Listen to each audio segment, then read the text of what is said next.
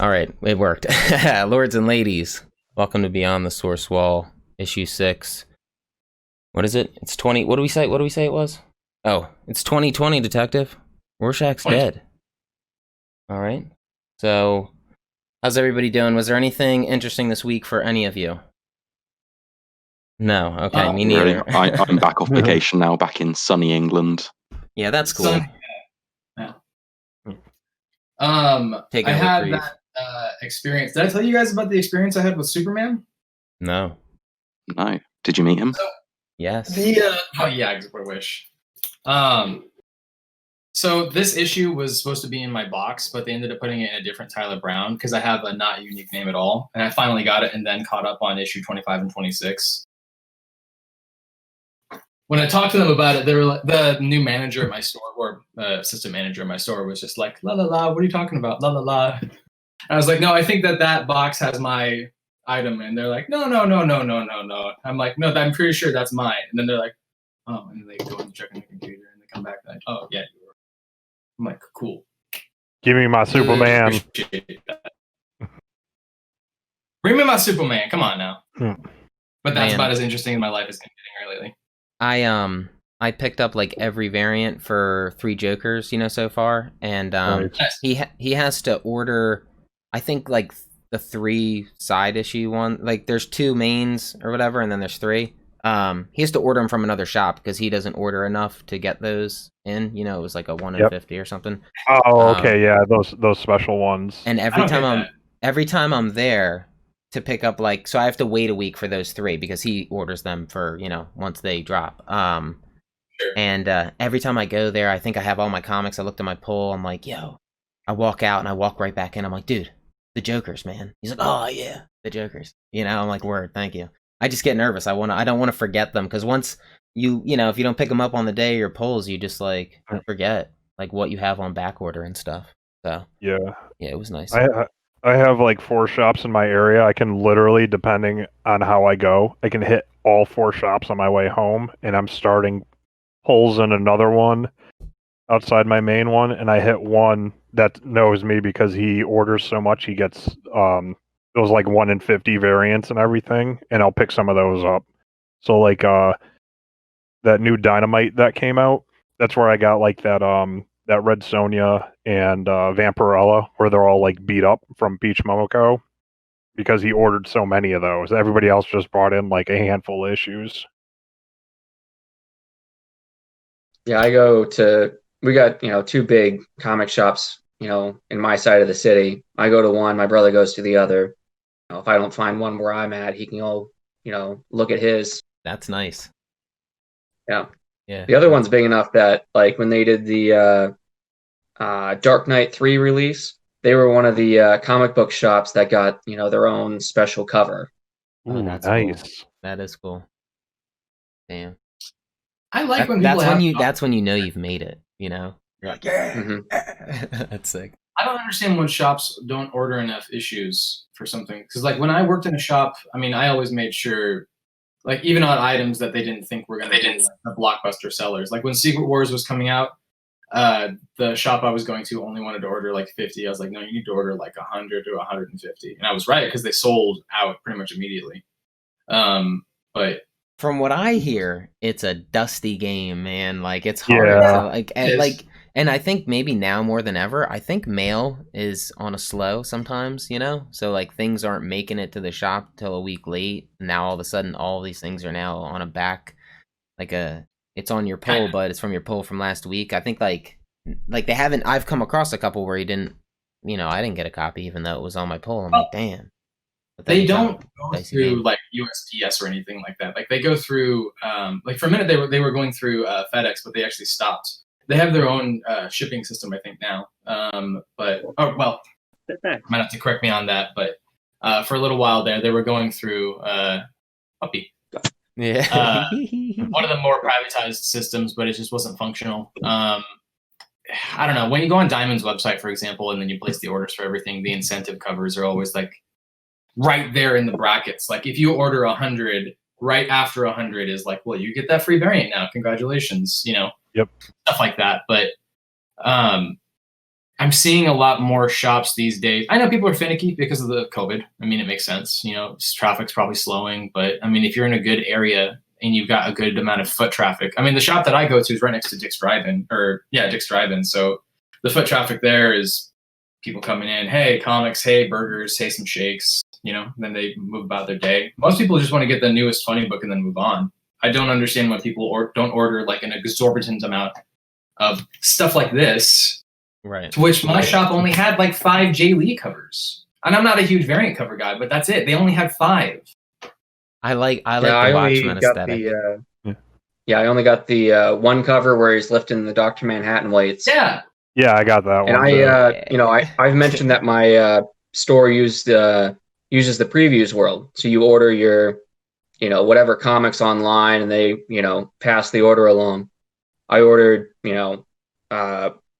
Commanders in Crisis, and then I said, hey, I'll take a second one of like one of the special variant covers, and they just pulled 2 of the cover A. Jeez. I don't need 2 of cover A. Yeah. So I don't get that. Yeah, what the fuck? One less copy that I'm getting. Dude.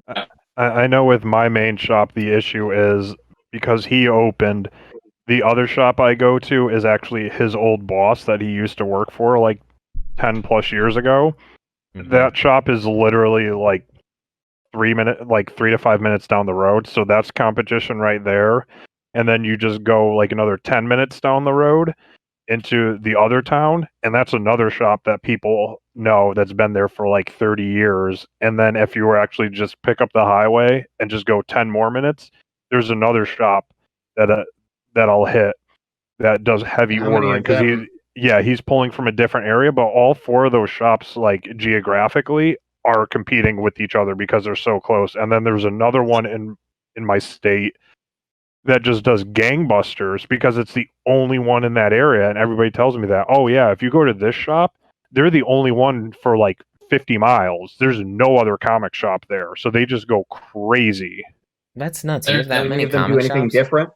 I got one. I feel like there's one, and I'm very lucky that it's like I can scoot by it on my way to and from work.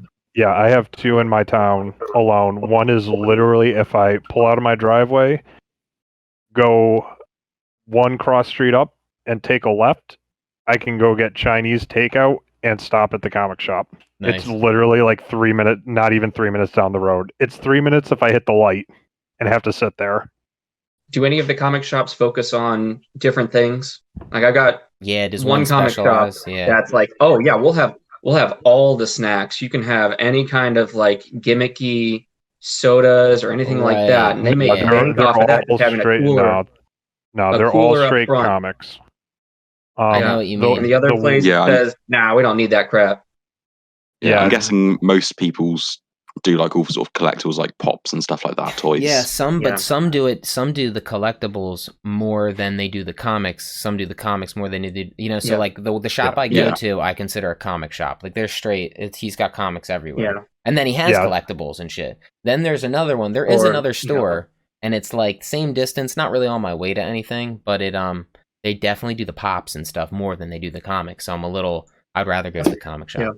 I got one store that focuses heavily on like sports cards, baseball, football, dude, all that. Yeah. So that's just general collectibles. Pokemon and Magic cards up there, but like the front third of the store is like baseball cards, and then they're like in the eBay game, so they buy stuff on like store credit and then sell stuff on eBay. So they've got their own eBay store. Yep. Yeah, one of my shops has an eBay store, but even then it's mostly comics and a few collectibles. But like every place around here is like 95%, 98% of their business is just straight comics. One of them just straight drop Magic. He just got rid of it because he had like a big area. I think he just wanted to focus on getting his back stock out and everything. And he's probably getting ready to retire in the next couple of years too. So he's like, I don't want to deal with having 4 tables worth of space for just people to sit there and like BS and play Magic when I could put stock out. And that's what he did. He moved the Magic out, and now there's stock in that area for back issues because he has so much. Sure. I get when people want to be involved in Magic because I think that the individual like package sales can be actually really a good investment. I mean, the shop that I used to work at here in Bellevue was a Magic dealer and comic book seller, but they only just started getting into some of the collectible sides of old comics. But even then, they weren't investing enough. They were prioritizing Magic cards. I mean, I was making good sales with them. I mean, I was selling good new comics, but I think the biggest sale I made was a Tormagwife card from Magic, which I don't know if you guys are aware, but that's an expensive card. Yeah, a lot of places around here don't do singles; they just do packs, and how much we talking? Probably a couple grand, I would guess. Yes, ooh, correct. Shit, damn. How many? How many in existence though? Like, do we know? They are low print runs. That is a thing. Okay. I talked to a guy who used to. He probably still works there, but over at Wizards of the Coast, he's an artist for some of the cards, and he says that one of the reasons why they make those cards so valuable is because of the low print run. Kind of the same thing with like what Image does with their stuff. Yeah. They wanted to avoid the '90s meltdown of bankruptcy in comics. Yeah. I would want to avoid that too. Yeah. Yeah. Yeah. Oh, good. Oh, good. Hell yeah. All right, Shawnee. What do you want to do? You want to get us started? Solicits, yeah. No, is that what we're doing? Run down. Yeah. We can do. We can either jump straight into books or do solicits now. All right, that's fine. But I'm watching you, buddy. So I know you sent a website, but I refuse your website, and I will be looking on my website. Okay, that's understandable. But I am I'm only looking up the number ones right now. I like to.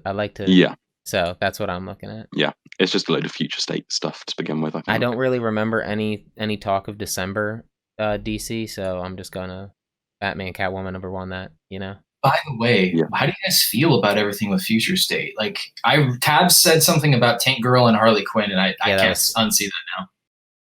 That was just some comments people were making on Reddit. I noticed. I like the design, but I do see that heavy influence that they might have pulled from Things her. Can have influence. That's funny. I thought it's funny. No, it's just kind of funny though, because it's well, I thought it was hilarious.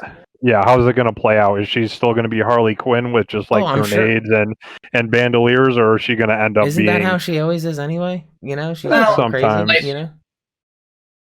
Well, in most of the shit I've been reading lately, she's in constant fucking fuckery with people, like either swinging a giant bat at somebody like a psycho, So lately, she fits the Tank Girl persona. She could be, I mean, Tank Girl's her own thing though. No, for sure. Just Harley Quinn dressed as her is kind of funny. I hope that maybe we'll get a slight alteration to her attitude, because of that, and just it doesn't have to be massive, but maybe the way she's dressed, maybe it does play a little bit of. How do you guys feel about the whole Harley Quinn change? I feel like it's one of those transitions that was not an easy pill to swallow. Like, if you look at villains that were made into heroes, I mean, good examples are like Hawkeye or Scarlet Witch, but those I feel like were at least smoother transitions than Harley Quinn.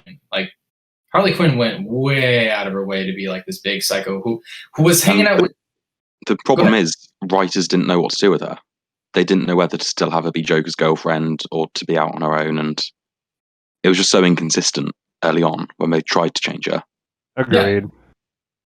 I mean, don't get me wrong, she's a cool character. I actually really support the idea of using her more. I just don't know if people have really been utilizing like her to her strengths. It's like when people write Hulk. Majority of the time, people don't know what to do. They just like it's a superpowered, huge dude that fights monsters sometimes, and like that's it. That's all they can come up with. Then Al Ewing comes in, and he's like, "Yeah, that's right." Was the change in Harley Quinn that was basically kind of tied into the movies, right? Who? You were talking about Harley Quinn's change. What is it? Oh, you're saying that like the Suicide Squad movies may have influenced how she is now? Yeah.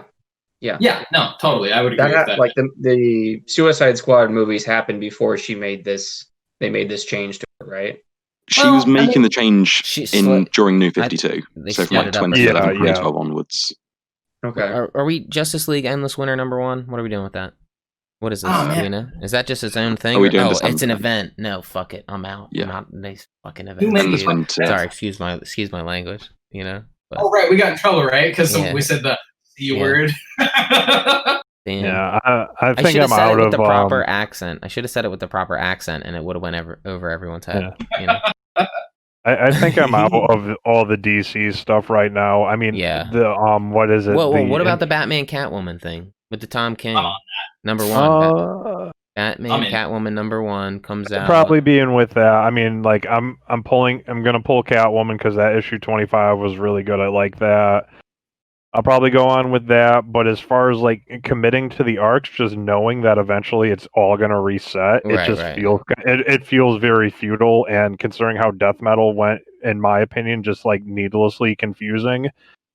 Like for me personally, there's just no point because it's like, you know what, I'll find another point to jump in with a character. Like I know, if they bring back Supergirl, Catwoman, whatever. I'll jump in then. Generation Shattered. Is this #1 happening before the looks reset? really good, or whatever they got for this Shattered We're #1. talking about like a reset and everything, but I think this is going to be a soft reset. I don't think this is going to be a hard reset. Well, yeah, they've said they're not doing a full looking pretty reboot. damn hard, man. It's long. They got so many fucking things listed. Hard and long? Yeah, hard and yeah. Oh my! I mean, the Future State does look good, though. I'm very interested in what they're gonna do with Future State. Yeah, I'm gonna walk into it every one, Crave. I'll walk right into it. It's fucked up. It's like I'll never be able to. Ugh. All right. Yeah, it does look cool, though. You're right, Tabs. It does look cool. It depends. There's lots of books in there I want to read in Future State, but then there's lots I don't. So I just hope it's. I hope they're all fairly standalone and. Okay. Yeah. Well, I mean, what seems appealing about it to me is because like when like the rumors of like 5G and like, oh, we're gonna do like this with Batman, we're gonna do this with this character, like just the general, like we're gonna ignore the characters we've had for like 60, 80 years more or less and just basically reset them. That leaves just a bad taste in fans' mouths. But there's no way this is going to be a permanent thing. By at least like with reset this and do only Bronze Age characters. Are you looking at these right now? It is Future State every week times like 8 things for the next. What the? But I mean, like at least with like the Wonder Woman, it's like she's still there. It's just that there's the Brazilian Amazon Wonder Woman. She's picking up the title. That makes like sense though. It's not like Diana Prince doesn't exist anymore, and this Batman doesn't exist anymore, and these are just new characters. It's like no, it's a continuation. That just feels better to me. Like you acknowledge the existence of your legacy.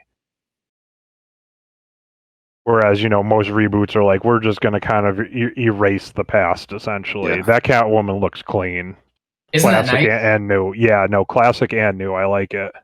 This is why I want to see this, is because Clayman has... Which Catwoman?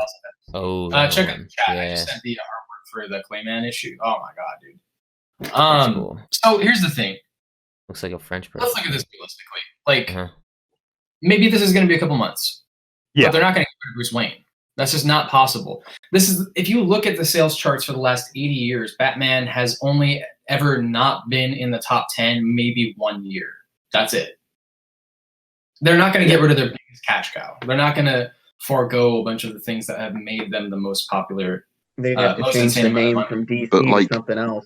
My problem with it is I don't mind if they retire a character. Like when Grant Morrison killed off Bruce Wayne in Final Crisis, it had setup, it was delivered well, and it had payoff with Dick Grayson becoming Batman. And yeah, Bruce did come back, but it was still interesting for a time. But when they have this whole wave of new books with new characters, like the all new, all different stuff at Marvel, when you're just replacing all your old characters in one wave with new characters, it just doesn't feel earned. Right. Yeah, whereas, exactly. If they do want to write a story where they retire Superman and have John Kent take over or Connor Kent take over, I'm up for that, but not when you're replacing every single character in your lineup. Yeah. With these solicitations, real quick, just to cover this, pretty much the only thing I'm saying is the Future State event is happening, and there is the Catwoman, and there's Batman Black and White #1, if anybody was doing that. Is anybody doing that? Is that Tom I might King's? check out. I kind of want to do it. The Black and White #1, so. I'm gonna do. I have. If it's a short series and Tom King does so good on those, I might pick up. I'll pick up the first issue and see how it goes. Yeah, that's what I'm thinking. Wait, Batman Black and no. White. It's an anthology book. And Tynan's on it, I think. Yeah.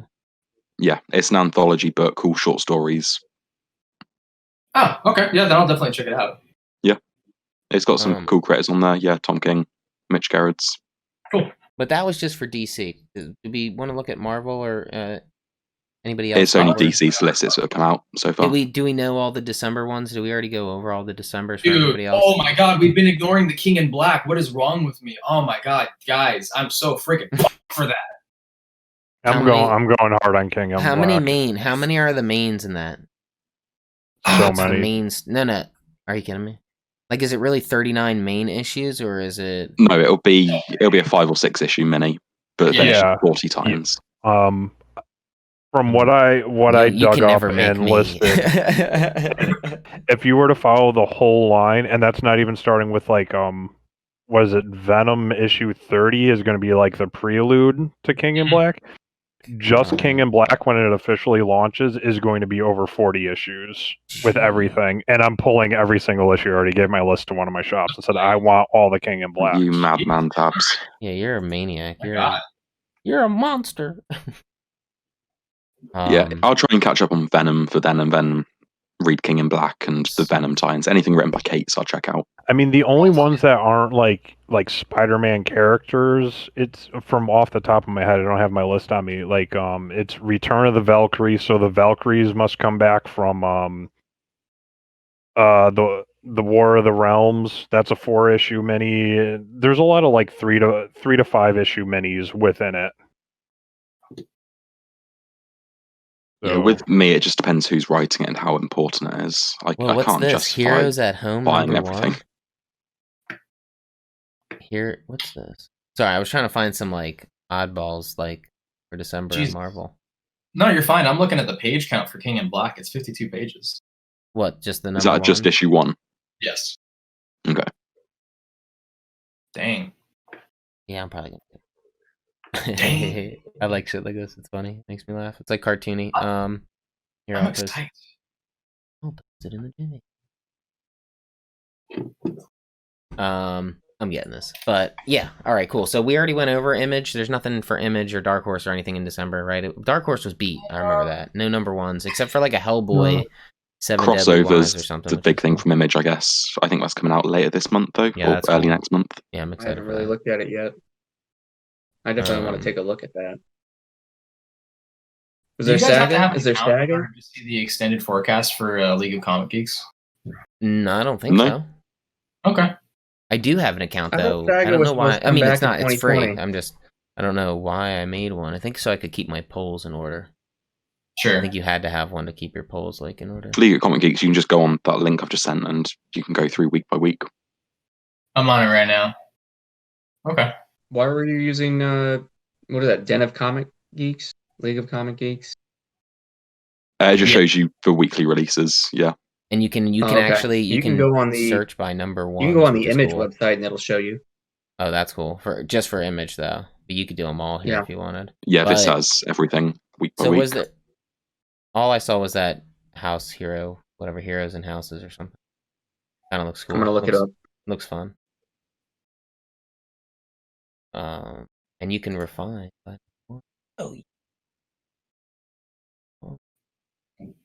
Man. Oh, did you guys? Well, I guess we'll talk about it at X of Swords. Never mind. Bring it up later. Yeah, nothing for Marvel really in December, besides the event. Fucking event. Really me salty. Let's see. I think this is the last issue of Low coming. Ooh, I can't wait. No, but I'm gonna pick up when I don't want to pick up the hardcover right now because like it doesn't make sense. Like they should release the It's like the hardcover right now is like the first 20 issues, and then how many issues is it? 27 or something? 26, it looks like. Yeah, so like there's only gonna be 6 issues in a small little tiny one. I'm like, nah, they'll probably reprint it as a whole. You know? Yeah. Like a compendium type. Did anybody read Stealth? No. Nope. I did not know. Superhero in Detroit, I think it was. The trade paperback comes out in December for that. How was it? Have you read it? I haven't. Okay. Maybe I'll pick up the trade paperback. Because I did see it when it first came out, and I was like, oh, that looks kind of cool, but I just didn't end up reading it. We have got a #1 from Image in December. I know in November the Kick-Ass vs. Hit Girl.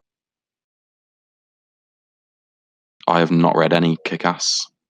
Yeah, I'm up to date on that. I'm excited. What? Oh. Yeah, well, I didn't find anything else. That's all I got for now. So I know that there's the Homesick state. Pilots #1, written by Dan Waters. Haunted House in California. It's being described as Power Rangers meets The Shining. Well, okay. Well, that just all right. Yeah, post that link. Post a link to that. Yeah. Yeah. I'd check that out. Yeah, it does sound very interesting. All work and no play makes Zordon a dull boy. A dull boy. Yo, you posted this before, didn't you, Sean? Didn't you post this before? Like Homesick Pilots. Yeah, I think you said. Oh no, maybe it was a different. Maybe it was a different Power Ranger thing you posted. It was like when what's his name was like an old man, when the Red Ranger or whatever. Remember? He was like, yeah, it's like old man Logan. It was like Old Man Logan meets Tommy from Power Rangers. Yeah. This actually looks kind of interesting. It's a dope cover, really cool cover. Yeah, definitely. I heard good things about the writer's Lucifer run, so it might be. And I'm sorry, what's this? What is it? Yeah, I might have to check that one out. Is it just an ongoing? Is it just an ongoing, or? Probably have to go to Image for that one. Baby.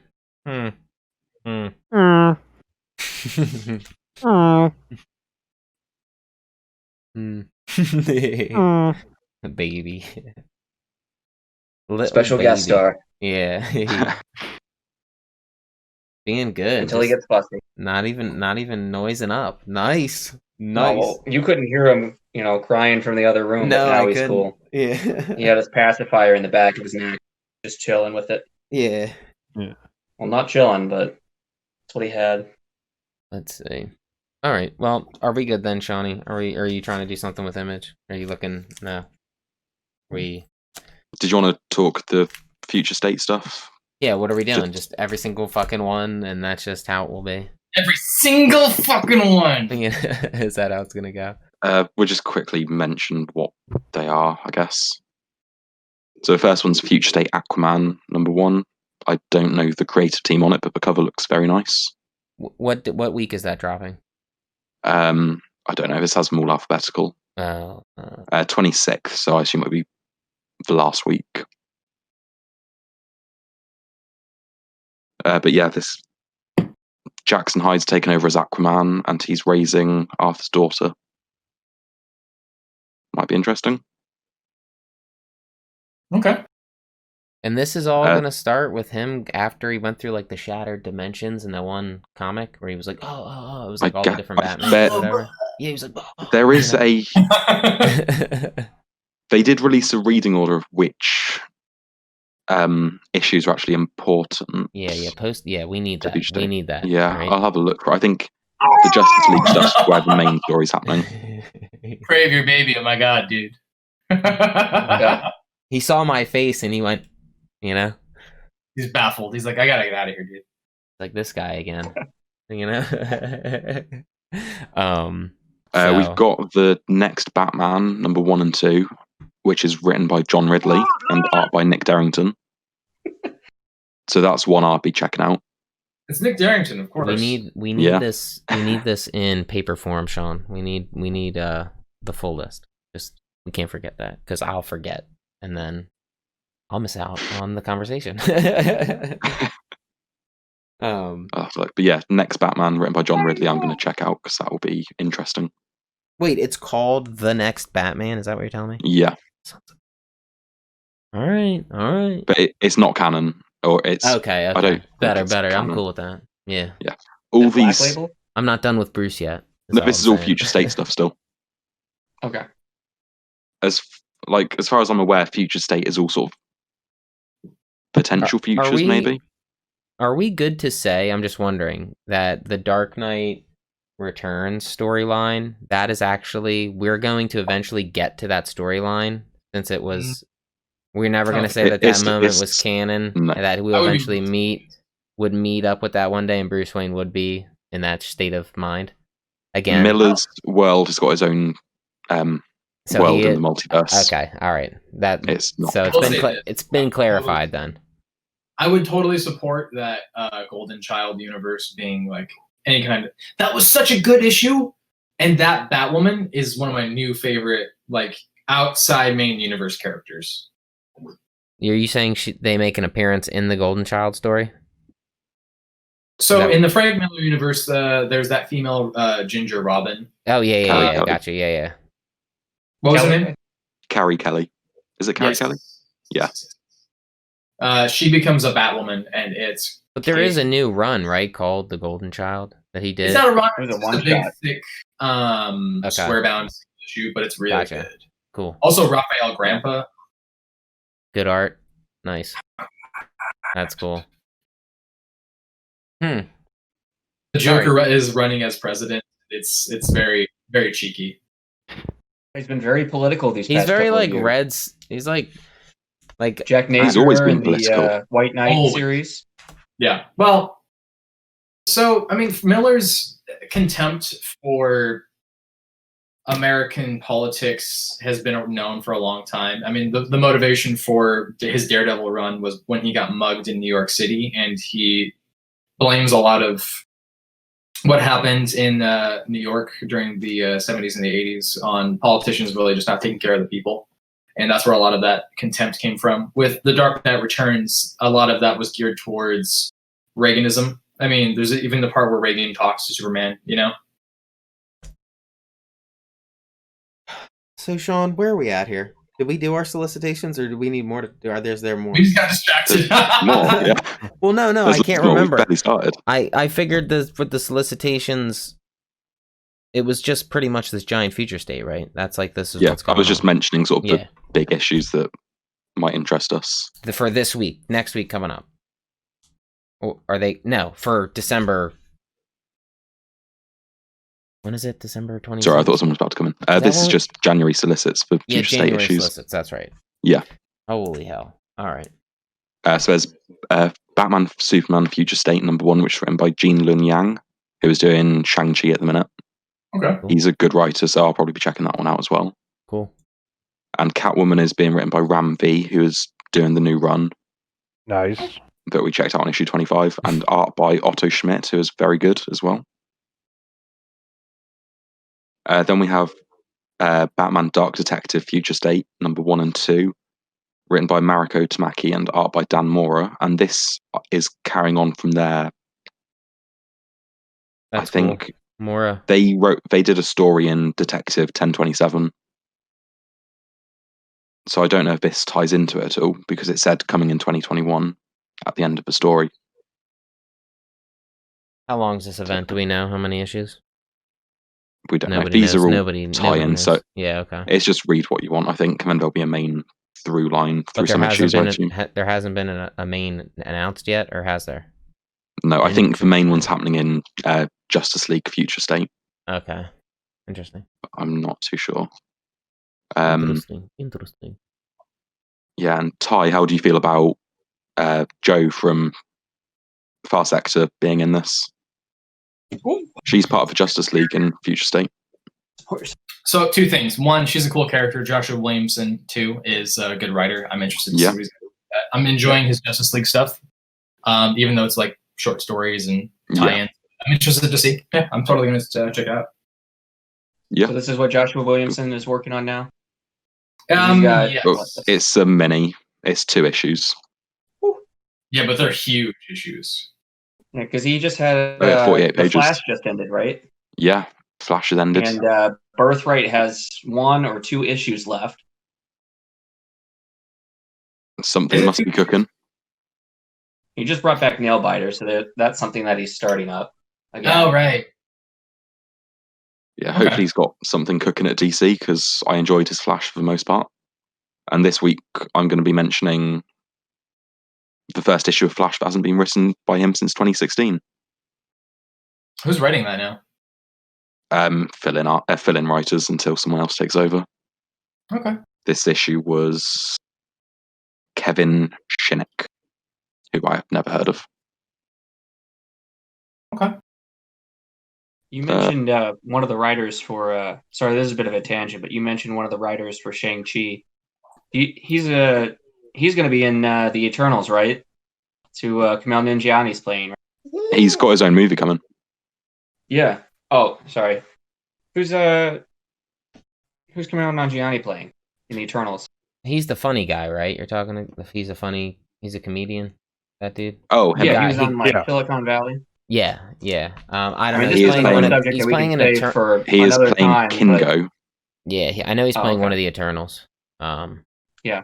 Yeah, there's a guy who. Maybe this is a subject we can save for another time, but talking about hey, there's a movie coming up for this character. Maybe those issues are going to be worth something later on. Yeah. Yeah, because there is a new Eternals run starting at Marvel at some point, written by Kieran Gillen. And they just dropped an Eternals omnibus, but I'm not picking it up. Ooh. I don't want it. But yeah, that's how they schmooch you. They get the monies. Let's see. I'm just seeing if there's anything else notable in the Future State lineup. Not really. Get ready for an event, boys. Gonna be a busy month. There's a Swamp Thing Future State issue written by Ram V. That might be alright. Yeah, I saw that. I'm gonna get that. I will pick that up. Because his stories were good in the Legend of Swamp Thing. I remember you guys saying that he had the only good stories. That's that word. We've got Future State Wonder Woman, written and drawn by Joel Jones. So that might be good. Later, there's a Future State Immortal Wonder Woman. Yeah, so Immortal Wonder Woman. Fuck, Written by... Where's it gone? Michael Conrad and Becky Cloonan, and art by Jen Bartel. Now, Jen Bartel is an incredible artist, so I'm going to be checking this out. What have they done? Jen Bartel did Blackbird at Image a few years ago. It was a mini. That's all I've read by her, but it was beautiful. It was a really nice book. And then this is her cover for... why is my computer being so slow?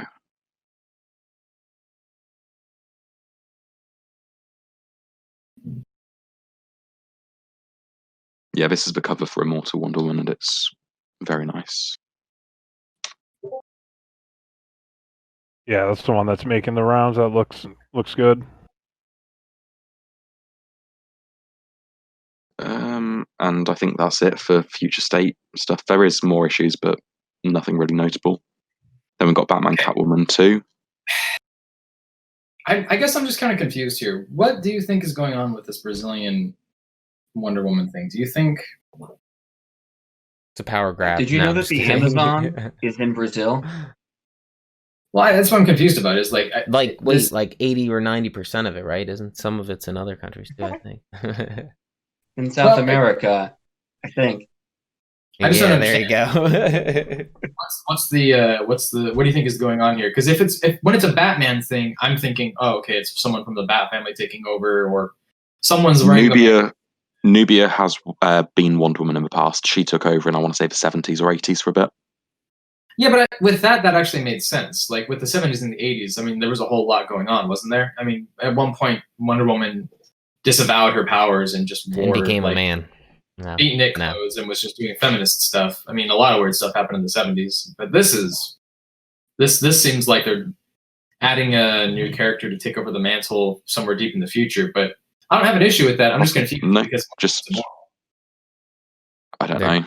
I mean, if I had to take a guess at it, looking at how they aged up Diana with the gray hair and giving her the Bat Belt, silk, the Green Lantern ring, and the Superman cape in some of the pictures, obviously something happened. Whether she's like the last remaining Justice Leaguer. Yeah, like whether they died somehow. It seems like she might be like, if I had to take a stab at it, like Queen of the Amazons now, and she's passing on the Wonder Woman mantle because it's more of a title. She's a higher power than that now. She's so ascended. she's she's worthy of being queen, and she's passing on the battle prowess to somebody else.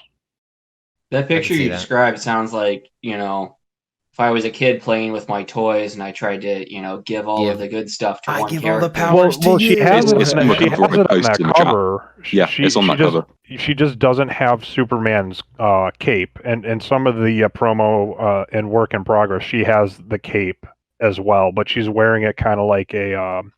That's like not like really a toga, but she's wearing it off of one shoulder. But she has the Green Lantern ring and she has Batman's belt on that cover. She just doesn't have the cape. That's like the last Ronin with this Teenage Mutant Ninja Turtle thing coming out. It's supposed to be like the last one, and in the photo, he's got every weapon. Pretty sweet. Very bleak. Cool style. Cool story to be told. So that's what I would have to guess is happening. I mean, I would just like to point out that DC does not have any of their mainline books coming out in January. It's just Future State and then Black Label stuff. Yeah, see there. Is Catwoman? Yeah. That's Black Label. That's coming out. That's Black Label, yeah. Pretty cool, Black Label. Okay. Yeah, so these books are replacing their mainline stuff for a month or 2 months, how long it'll be. That's all right, though. Okay. All right. The DC changes are coming. Yes, they are. Yes, You're feeling the reverberations. Hey, man, the Rorschach is Black Label. They let that out. Yeah, Rorschach is coming out in January. So is Batman, Catwoman, Harley Quinn from the White Knight universe. Deceased, yeah. All their normal minis are coming out. It's just the main continuity stuff that's not. Like the Suicide Squad probably ends before this. Yeah, we've only got one issue of Suicide Squad left, I think. Yeah. Or 2 issues. Cool. Yeah, and just another book on there. Are we checking out The Other History of the DC Universe by John Ridley? It's John Ridley. I'm kind of curious. Okay. Yeah, I'll check it out. I'll read it in the shop like it's a library. You spend enough money there, Tabs. You should be allowed. Seriously. They keep putting out such good stuff, and then I'm like, dude, I don't know how much I can keep up with because there's so much. So nobody's gonna read Heroes at Home, then? Is that what I'm taking? The Marvel? Fine, I will read that myself. Let's have a look. What is it? I don't know. You know me. I just like the cartoony. Hey, nothing wrong with that. I keep it cutesy. Chit Chat. I don't even know what it's about, to be honest with you. I just saw the cover. I mean, and I figured it was a pandemic themed issue. It looks like, it's the Avengers, like Spider-Man, Hulk, and everyone during lockdown being stuck at home. There you go. I'll report back. It's got Guri Hiru doing the art, so it's going to look amazing. Yeah, look. I don't know. It just seems like it's just going to open itself up to like silly stories that don't really need to be told. Yeah. Personally, I don't know. It could be enjoyable, but at the same time, it's I'm going to check it out purely for the art because I am a fan of that artist. Who's the artist? 76 page, big guy, big boy. Yeah, the artist is Guri Hiru. I don't know if I pronounced that right, but they did the Avatar Last Airbender comics, and they did Superman Smashes the Klan. That's cool. It's very cartoony, but very good. Okay. I know who. Yeah, Superman versus the Klan. I like it. So, are we done on solicits? Yes, we are. Those were DC solicits, by the way. But Marvel and the other things don't really have much in December. They haven't got anything. Their January stuff hasn't come out. Yeah, I mean, King in Black is going to be the big Marvel thing. So. Yeah. So there is something I did want to bring up because there's something that they've been advertising in some of the independent books, I think it's Dark Horse, called Resident Alien. And I don't know much about it, but it looks really interesting. It's a very stereotypical looking alien coming to Earth. And in the background, there is a traditional Indigenous Americans totem pole along with an eagle. So it's like insinuating tones of like anti-immigrants and alien stances in America. I'm usually not that big into overtly like way too. Ooh, I like the cover here. Yes. It looks interesting. I'm gonna check it out just because I want to see. And Dude, it looks so like 1970s sci-fi. Comic we're talking about, or the TV show? Damn. Is it a TV show? American God. Resident Alien. It is. Yeah, this is probably why it's being advertised, because it's coming out later this year or beginning of next year. It's gonna go on Sci-Fi January 2021. Oh, is this the bull whose Pirate Steve is playing? Look up Resident Alien Pirate Steve the Pirate from Dodgeball. I think I seen this on like Instagram. Alan Tudyk. And Tudyk, yeah. Yeah, it's Steve the Pirate. Hey, look, it's been published since 2012. I know. Yeah, but I don't know why I seem to recommend. I always seem to pick the worst movie I could have for the character. So there you go. But that's a great movie. Yeah, I know. But like, he's been in great stuff, though. You know, I always go to that. Is that the movie? Is that the show though?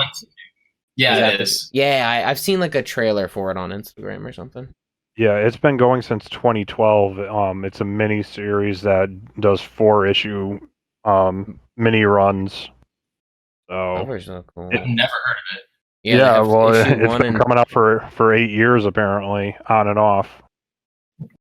Like every year or every other year, it looks like every couple of years. 2012, 2013, 2015, 2016, 2018. As long as they don't put a barcode on the covers, I'll get it. There's a barcode on the cover. Fuck. Yeah, I love those covers that have the minimal whatever stuff, and it's, you know, the art has gone the extra mile. Dude, yes. What is happening? Like, I think if you ask them why, you advertise in everything. All the alt covers. Yeah, you advertise in the back and stuff, but you always say that if we were to stop advertising or whatever, or put this in the back, we would go bankrupt. I'm like, honestly, man, like, you really losing money this badly? Then I don't get what you're in the business for if you're not making money. Like, it just seems weird. They would probably have to then charge like $8 per comic just for a regular loose to recoup the printing costs and everything. To like pay their CEO $50 million a year. Well, that's a whole other issue. But like independents, because I asked about Jim Ballant and his tarot run, because he does that totally independently through his company Broadsword, and Preview World was showing 125, but only issue 122 has been released, so he's missing 123 and 124. And I asked somebody about it in case I missed it, and he's like, well, honestly, probably like because he sells his art and he does conventions, because he's so independent, he might not have the money to go to print up front for those issues, unlike other publishers that, you know, can push it out and then make it up like some other way, because he's independent. He's paying to print his issues. Yeah, I understand. And he's behind because he only does it every other month. He only does 6 issues a year. Damn. And he's already behind. Add on to it. I think I'd add on all the people that are, you know, going directly to original graphic novels. They're skipping the single issues and releasing a whole graphic novel. And they're doing that at what, a $15 or $20 price point? And there's no ads in those, as far as I'm aware. That's like our way out, you know, pay more. Yeah. I mean, I think I would. I think personally I would. But you're getting, you know, 5 or 6 issues worth of comics for, you know, $15 or $20, no ads at all. Right. I got the Firepower for like $9 on In Stock Trades. Yeah. Well, they do all. I mean, Image does all of the volume 1s at like the $10 cost point, and they eat that just to get people on the hook for it. Interesting. And then every subsequent volume is so $15 or $20. Stop acting so broke, Marvel. Just get your goddamn barcodes on the back. Nobody cares. Oh my god. I think I talked about this last week. Dude, the 850 issue was like $10, and it was the same amount of pages and same thickness as the issue 100 Batman. That was $6. Yeah. Also, right. They think they're worth more than they are, you know. But they get their money, so I guess. Marvel is very willing to just be like, look, $5, $6, $7 issue 1s. Who cares? So, should we talk about books now? Yes, I think we're way over. We're in 50. We hit the 50 minutes, so let's hit it up with Rorschach. Dave's everybody. Just trying to go back for that 4 hours. Dude, 2 hours talking about our current issues. 4 hours. How can we pad this with more stuff? We're powering through it right now. Rorschach, hit me with it, Sean. Go for it. Rorschach #1, written by Tom King and art by Jorge Fornes. Does anybody want to go out of their way and give us the breakdown? Anybody interested? Sure. Okay. You want to just give us your brief overview of it, because that's, I think, how we're going to speed through it, you know? So in this issue, it covers the discovery of a plot to kidnap a conservative politician who is on the political campaign for presidency. The plot was stopped. Spoilers, by the way. First thing that happens in the very first issue, again, spoiler warning, the character in the Rorschach mask, who we don't know really what the story behind that is shot multiple times dead, along with his partner, who is suspected of being a sniper on a rail system who was probably going to either shoot and kill or shoot and kidnap the possible presidential candidate. It really just is an unraveling of a plot by, I believe he's an FBI agent. In the years 2020, there's a reference to the current president, Robert Redford, which is a tie to the president TV series. of the 90s. And some references to the history of Rorschach. Yeah. Cool beans. Okay, so pretty much, I just want to clear up a name. What's the name of the detective? Is he... I'm just wondering. Does he have I don't a have name the in issue in front of me. I just don't, I just, for some reason, I think they mentioned some guy named Myers, right? But that's not Will him. Myers. That's the guy who got shot, right? Yeah. Okay.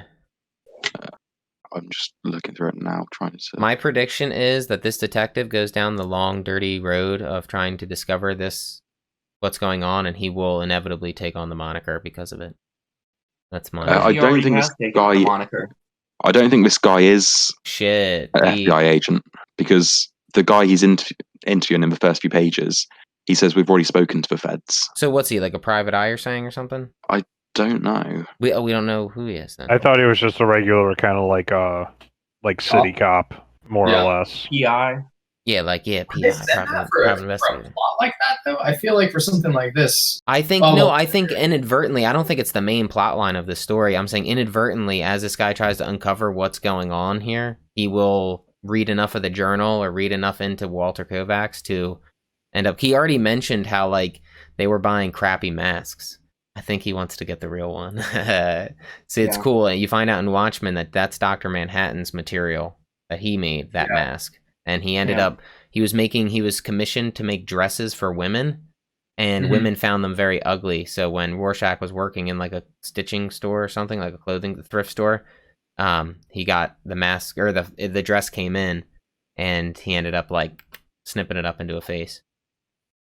So I'm looking at the scene where he's talking about the FBI evidence, and the guy's wearing a badge that says FBI, but the guy who's the main detective is not. So he's probably doing a private investigation. Not much of a suit. Right. Yeah. He's a third party investigator. Maybe there's a reason we don't know his name yet. Maybe there's some mystery there about who this individual is. I gotta tell you that in the TV series, the technology isn't kind of like what it is today. Up until they said, "Oh, hey, it's 2020," I didn't realize that was the current year in the comic. It still looked like something out of the 80s or 90s. Yeah, I'd say it really does. You're right. It really does. I think it has got 80s or 90s aesthetic. I think it's he's even got a tape player, doesn't he? Playing one. Yeah. Yeah. They had to pull it out from hibernation. They had to go find the technology. So there's that, but it still seems like, somebody called you from a payphone in the convention center, and those aren't too common. Yeah, yes, that was weird as fuck, dude. Yes, excuse my language. That was weird. I thought the same thing. I was like, a payphone. They've actually been ripped out of every location I knew where a payphone is gone. They're not there anymore. I have a picture of one I found when I was on a run a couple weeks ago. Yeah. You're like, look at this kid.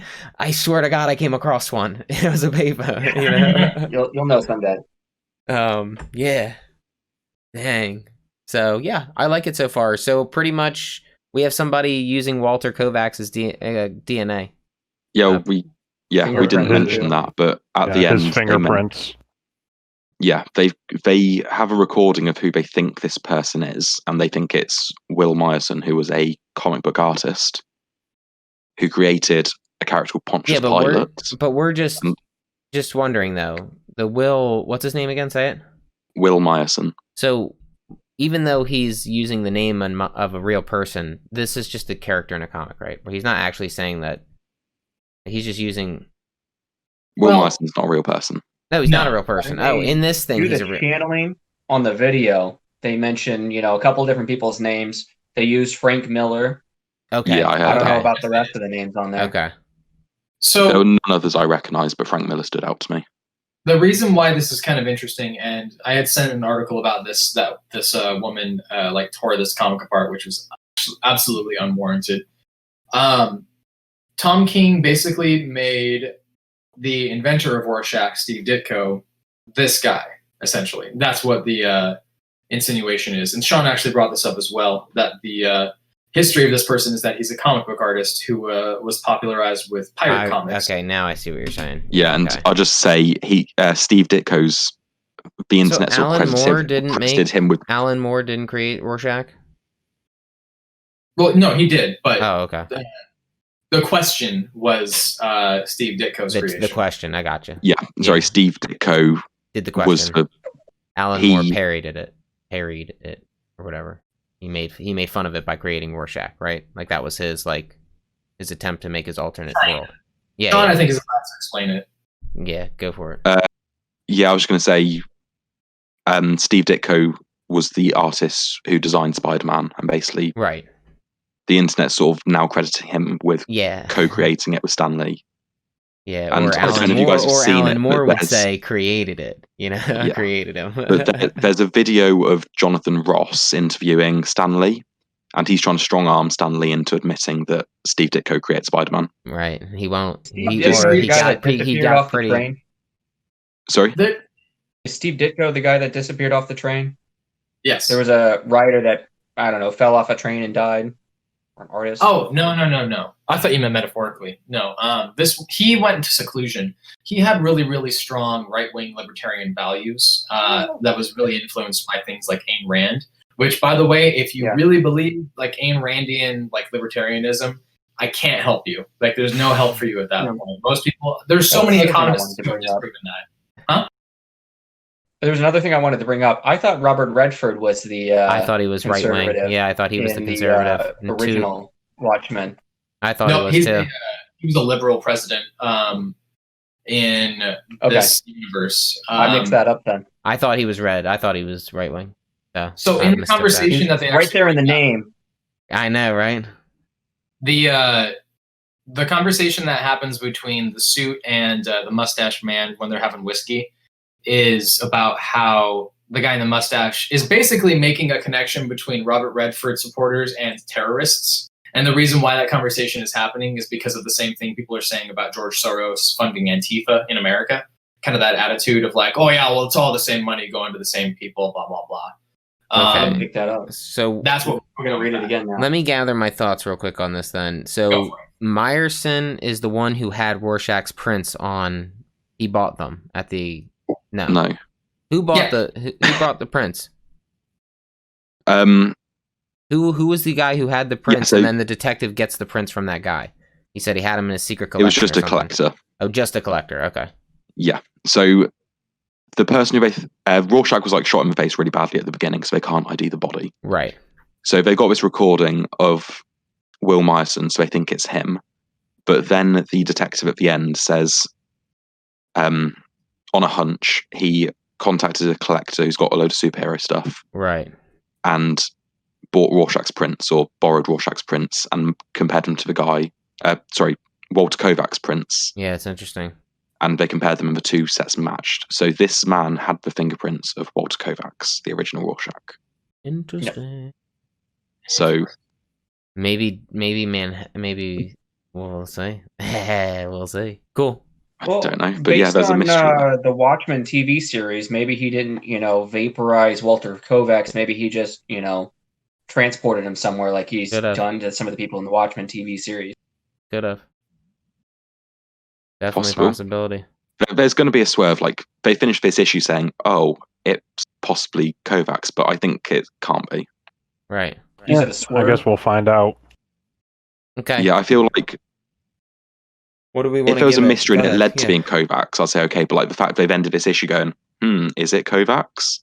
It's definitely going to be political intrigue twists? And everything. So I'll take it if it is Kovac's, because I want him back. But great. Sorry, what was that? Craven, what'd you say? I said, you think there's going to be several twists? Yes. Just that one twist, or there's definitely. Yeah, no, I think there's gonna be one at issue 3, issue 5, 8, 9, and 10 are all gonna be a giant Tom King in Strange Adventures and Mr. Miracle, he sort of set up something, and issue 6 for Halfway Point was sort of where some stuff was resolved and cleared up. So I'm expecting something to be resolved by issue 6 and there to be not a second plot point, but like we will get something revealed in issue 6, I believe. Sure. Makes sense. I don't know about you guys. I'm kind of I'm a little salty after reading this, actually, because I feel like this is the kind of quality level writing that Tom King is known for, and I feel like this was not. Why didn't this sort of stuff happen with Batman? I don't really understand what happened with that. Like you laugh, but I'm like serious. No, like what happened? I agree. I don't really understand because like there was so much that was okay. You are gonna hate me. My favorite parts of the Tom King run were the dream sequences. They were well written on their own, but my problem with it is when you interrupt an ongoing story for 12 one-shots, or 8 one-shots, however many there were, that basically have no relevance to the plot. Yeah, no, I agree. That was my problem with it. Individually, they were well written, and I like most of them. I don't really understand what was going on there, because there was so much... Like... Beast sequence. That was really well done. I loved that story. But he does such a good storyline when he's like, I know how I want this to begin, I know how I want this to end, I know how this small sphere of a story is going to be built, and this is showing here. I don't really... This tells me that he should never be on an ongoing series, and that he should only do miniseries. Well, you say that, but Heroes in Crisis was a train wreck.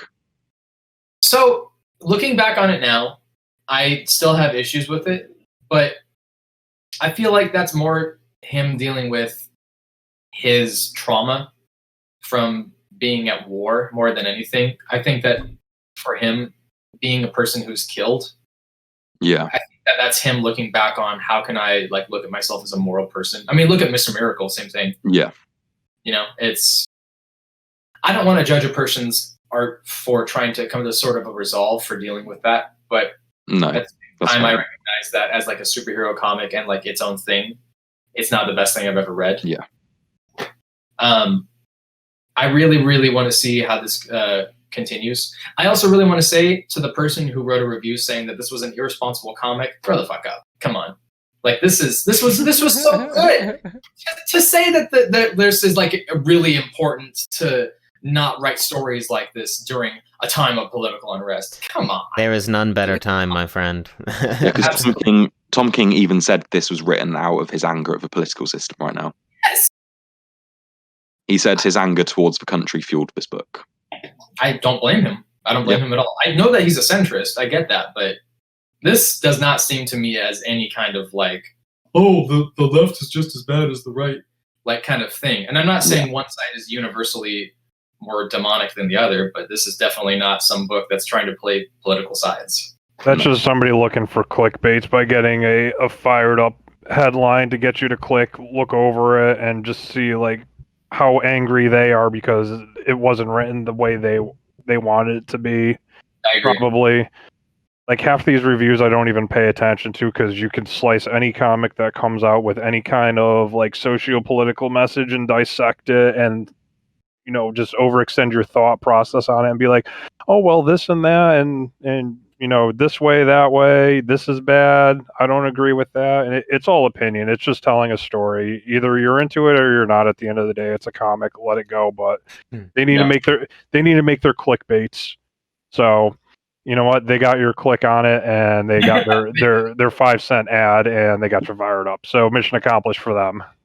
Right? It's a good point. It's a really good point. It's a really good point. Do we want to rate it? Everybody ready? Yeah, I'll give it a 4. I'll give it a 4. Okay. Tabs is straight in with a 4. Okay. I've had a 4. Well, I mean, like above average. Yeah. For sure. So like I can see how they're building, and it's interesting. Like, you know, who's this dead guy? What's his involvement? Who's this dead girl? What's her involvement? What's going on? You know, it's interesting. Yeah. Cool. Who's next? I've had a 4.5 up. I give it the 4.5 because when he said, he was like, no. And then he was like, They had those things right. That was very Kovacs. I liked it. So 4.5. It was dope. Okay. Great. I'll go with a 4.5 as well. It seems really well done. It definitely for me, it feels like it fits in to the Watchmen universe. It doesn't feel like it doesn't belong there. It definitely feels like a continuation of the story. It feels true to the original pretty much. I'm definitely excited to see what goes on in the next several issues, however long it is. So I'm definitely going to keep reading it. Okay, time. Can I do a little bit above 4.5? Can I do like a 4.75? You can, but I'm only gonna put up a 5 on there because I don't have it. I'm gonna say it's not the perfect comic, but I'm definitely I've discovered that I'm a really big fan of crime stories now, and this is exactly the kind of storytelling that I want in the first issue. So I'm a little biased, but I'm gonna say that this is damn near a 5. Okay. Johnny Well, boy. following on from that, I am giving it a 5. And there it is. Like I've read most of Tom King's stuff and really loved most of it, and I think this is the best thing he's written. Okay. And the art was perfect and suited the story perfectly. Yeah, I was gonna say my favorite part was that they're in Watchmen. There was only one superhero was Manhattan. So like the damage done with the bullets in this issue was actually sick. Like when the guy got his hand clamped in the door and then all of a sudden blast. I was like, what the fuck? It literally looked really good, like super clean, but very. It looked crazy. Like it was. And I think this set up the mystery perfectly. It did everything it had to in an incredible way. Yeah. And I can't fault it. One of the only things that seems to lack, and maybe in hindsight later on after we've read the rest of the series, I'm not sure. I didn't see anything immediately that kind of stood out or anything that's hiding in plain sight. Things that you'll go back and see later on. Yes, right. Yeah, because there's a lot of that in the original Watchmen. Right. I'm gonna disagree. If you were looking at the art just close enough, you'd see things. Well, maybe we just don't know it yet, Well, so here's the thing: it's like if you look back on some of these things now, you look on this and you're just like, wait, like the billboard sequence, like there's a torn up billboard there, and if you look behind it, there's an image that seems like it's insinuating something for like a foreshadowing sequence. I don't really understand it. Maybe there's just little conversation pieces too. Like looking back on it, you're like, I really need to pay attention to some of this. I'm gonna reread this because I want to see if there's anything I missed. But that's just me. Yeah, that's just what I caught. Really good art. Really good art. All right, cool beans. So, Tabs, you're gonna keep up with it, or what are you feeling? You think you're gonna keep going with it? Tabs. I'm sorry. What? I stepped away for a hot second. I need to refill my water. I thought I had a quick second break. I'm gonna keep up with Rorschach. I liked it. So. Oh yeah. So you see where it goes in a couple issues. I try to judge within like the first 6 issues. I feel it is a good feel for it. Yeah, if it's a 12, yeah, for sure. All right, Commanders in Crisis. Give us away, Sean. Commanders in Crisis #1, written by Steve Orlando and art by David Tinto. And of all the Steve Orlando comics I've ever read, this is one of them. I see what you did there. Cool. Anyone want to give a breakdown of plot? I got a better idea. How about you just go off? I just want to know. Yeah. Why don't you do it, Sean? Why don't you take this one away? Go ahead. Like, I don't hate Steve Orlando's writing. It's just not good. It's just perfectly safe and mediocre. I will agree. I will agree with that because it was like very like let's cram like as much backstory into one issue as we can, and it feels like it felt crazy crammed. Like I was like, holy shit, they established a lot in this fucking issue. Like I mean, like the fact that they're all presidents of their one world, and that one superhero is just like almost seemingly like randomly gay because you like turn the page and he's like he's saving people in the burning building, and then he's making out with the firefighter on the street like right after. It's like, whoa, where did that come from? Well, I mean, he says his power is all about he's powered by the applause of the people around him. So, he saved, firefighters from a burning building. So he's getting the applause for that. But he's like, you know what? Maybe I can, get a few more applause for that. So I'll just, I'll kiss this guy over here. I mean, I get it. So like it's an interesting concept on how to fuel the power, but yeah, it was just kind of like weird. It was so sudden. He's like, no. That's more so what it was. It was just sudden. He's like, wow. Yeah, I mean, you got to introduce each of the characters. You got to introduce their powers. I mean, that's what a whole big part of this issue was. But if that's his power, I still say that is quite weird way to go about it. It was very like, it was so funny. It's like, and then he even said, he's like, like the dialogue. He's like, I do more than kiss him. He's like, you're safe. I saved you. Anybody want to fight about it? You're like, what the fuck? I can see the guy who plays Krunk, who in the Emperor's. You think he'd have his, his phone out the whole time, trying to, take pictures or create a whole media presence, so he's getting even more, praise from people all over the place instead of just, the general vicinity. Yep, agreed. How do you guys feel about the art then? If the writing's not there, the art's kind of cool. It's kind of like, I like it. It's pretty it's cool. It's got a lot of shadows and shading in it for so digital. For such I don't know. Yeah, it does look very digital. It reminds me of Ryan Otley in Invincible. Yeah, I see that. Okay. Maybe a little more detail, but. I mean, I like the concept. It feels like a 90s. They're the last universe. They're the last of the multiverse, right? The stakes are pretty high. Yeah, I thought it was like, I thought a lot happened, but still I was like, oh, that's kind of interesting. Oh, that's kind of, each time something new. Each time I feel like those first 3 or 4 pages were kind of wasted because we never really came back to that team of detectives. Yeah. Right. It was mentioned later on, though, that there are vampires in. Yeah, the bite marks that they were trying to. A character later on mentions that vampires exist in this world. Yeah, and they flash a photo or something again of a bite mark. Yeah, on his neck. Yeah, it's right here. Yeah, his neck. Bite mark. Yeah. They got the body now. Yeah. All right. Well. So yeah, go ahead. I mean, if you have anything else to say about it, go for it. I just don't care about any of these characters. Or what's going on. It's a lot and a little. It was a lot and a little. Because we had that forward from Didio, if that's how you're going to pronounce his name. Didio. He's saying, this is supposed to feel like a sort of mega event without any of the precursor comics. So you're just kind of jumping in, grabbing onto the train at full speed and just going forward.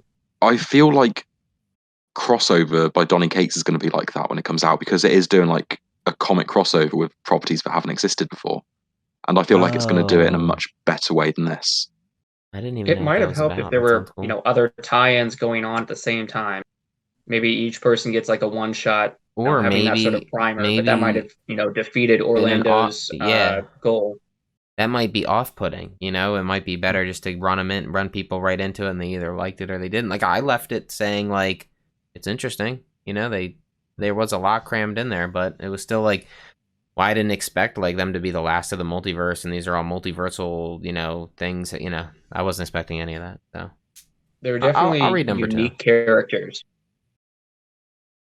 Yeah, we got the Smoocher. It doesn't feel like just one, like, oh, this guy is totally like a ripoff of Aquaman or anything like that. Like it felt pretty. Yeah. No, each character felt pretty unique. Yeah, I agree with that. Is that necessarily going to be the thing that defines how that you're not mocked, right? Is Like, that just a cop out, right?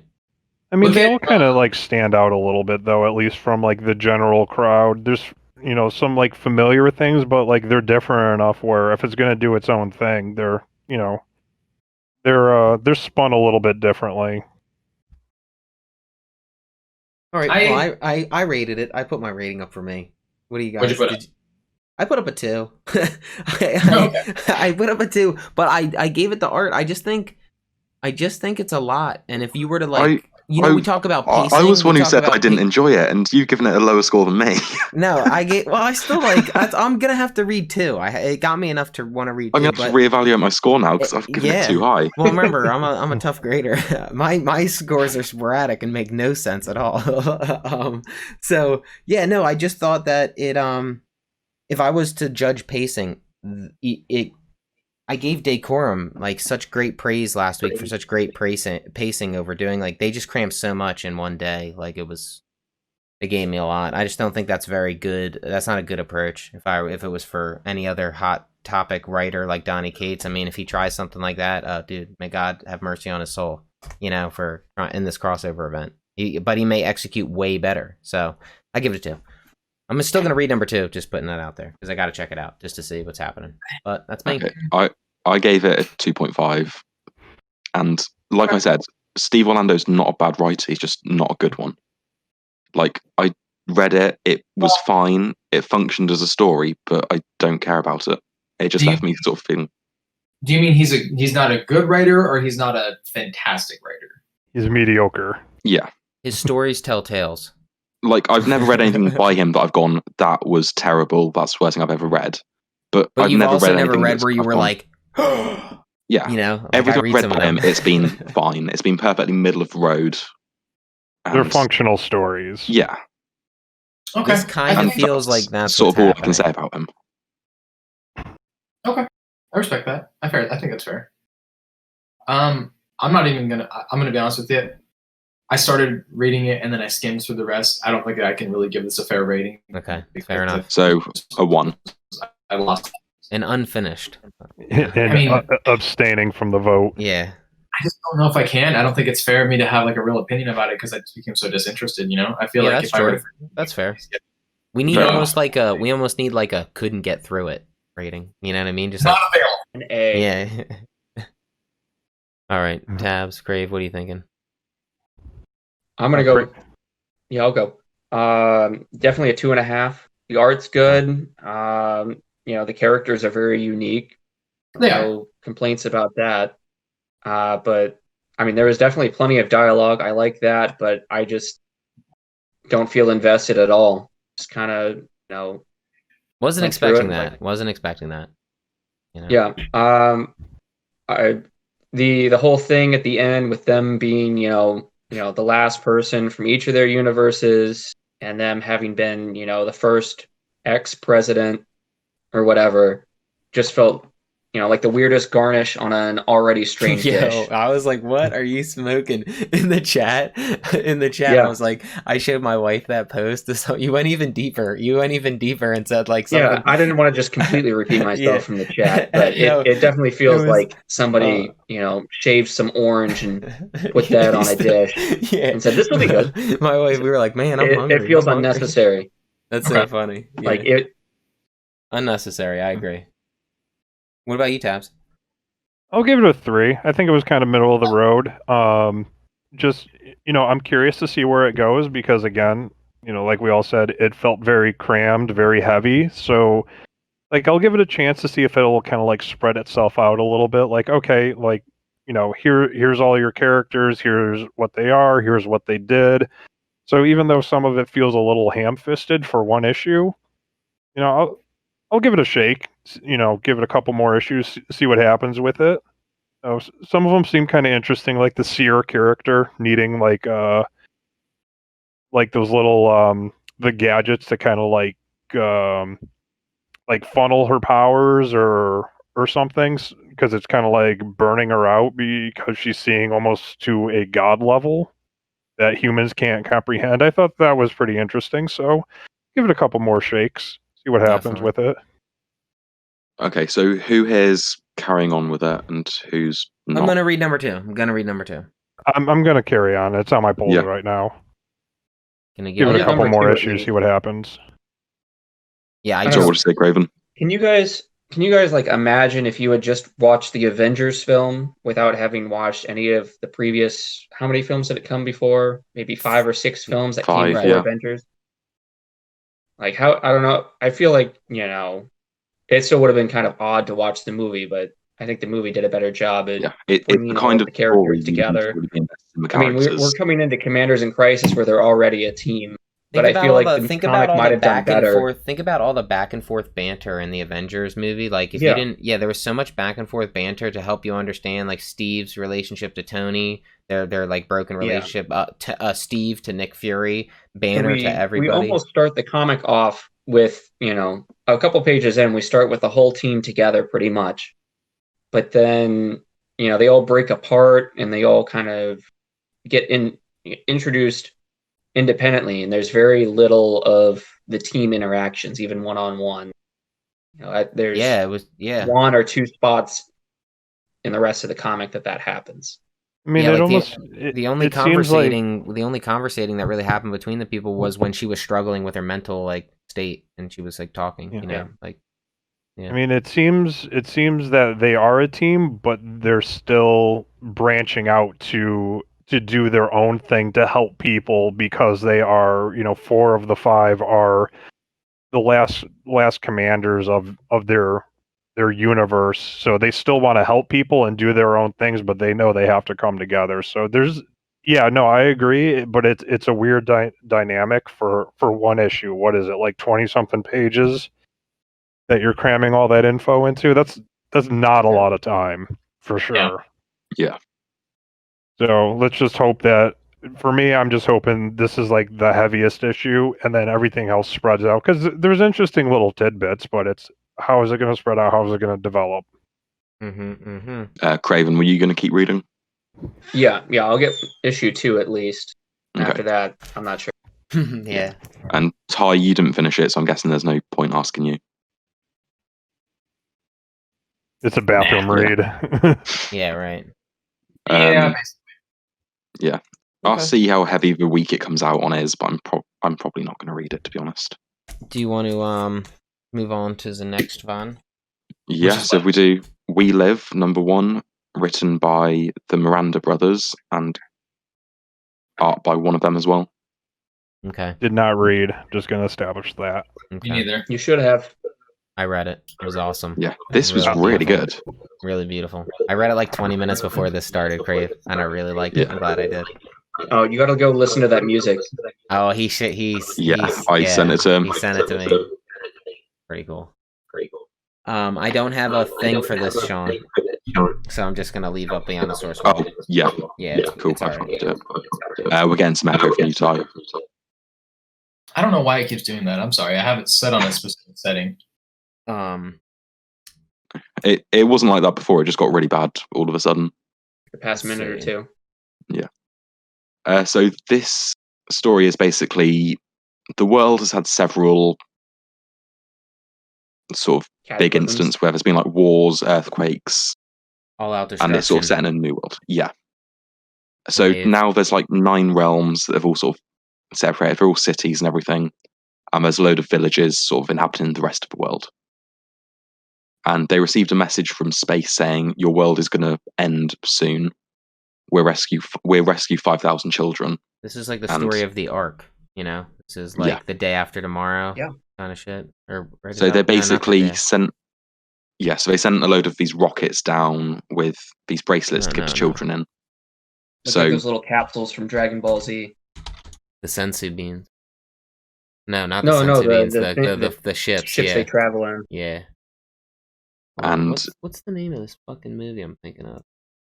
Go ahead, you continue. So the story follows a group of these children who have got these bracelets on a bus going across country to reach one of the big cities to be transported to space.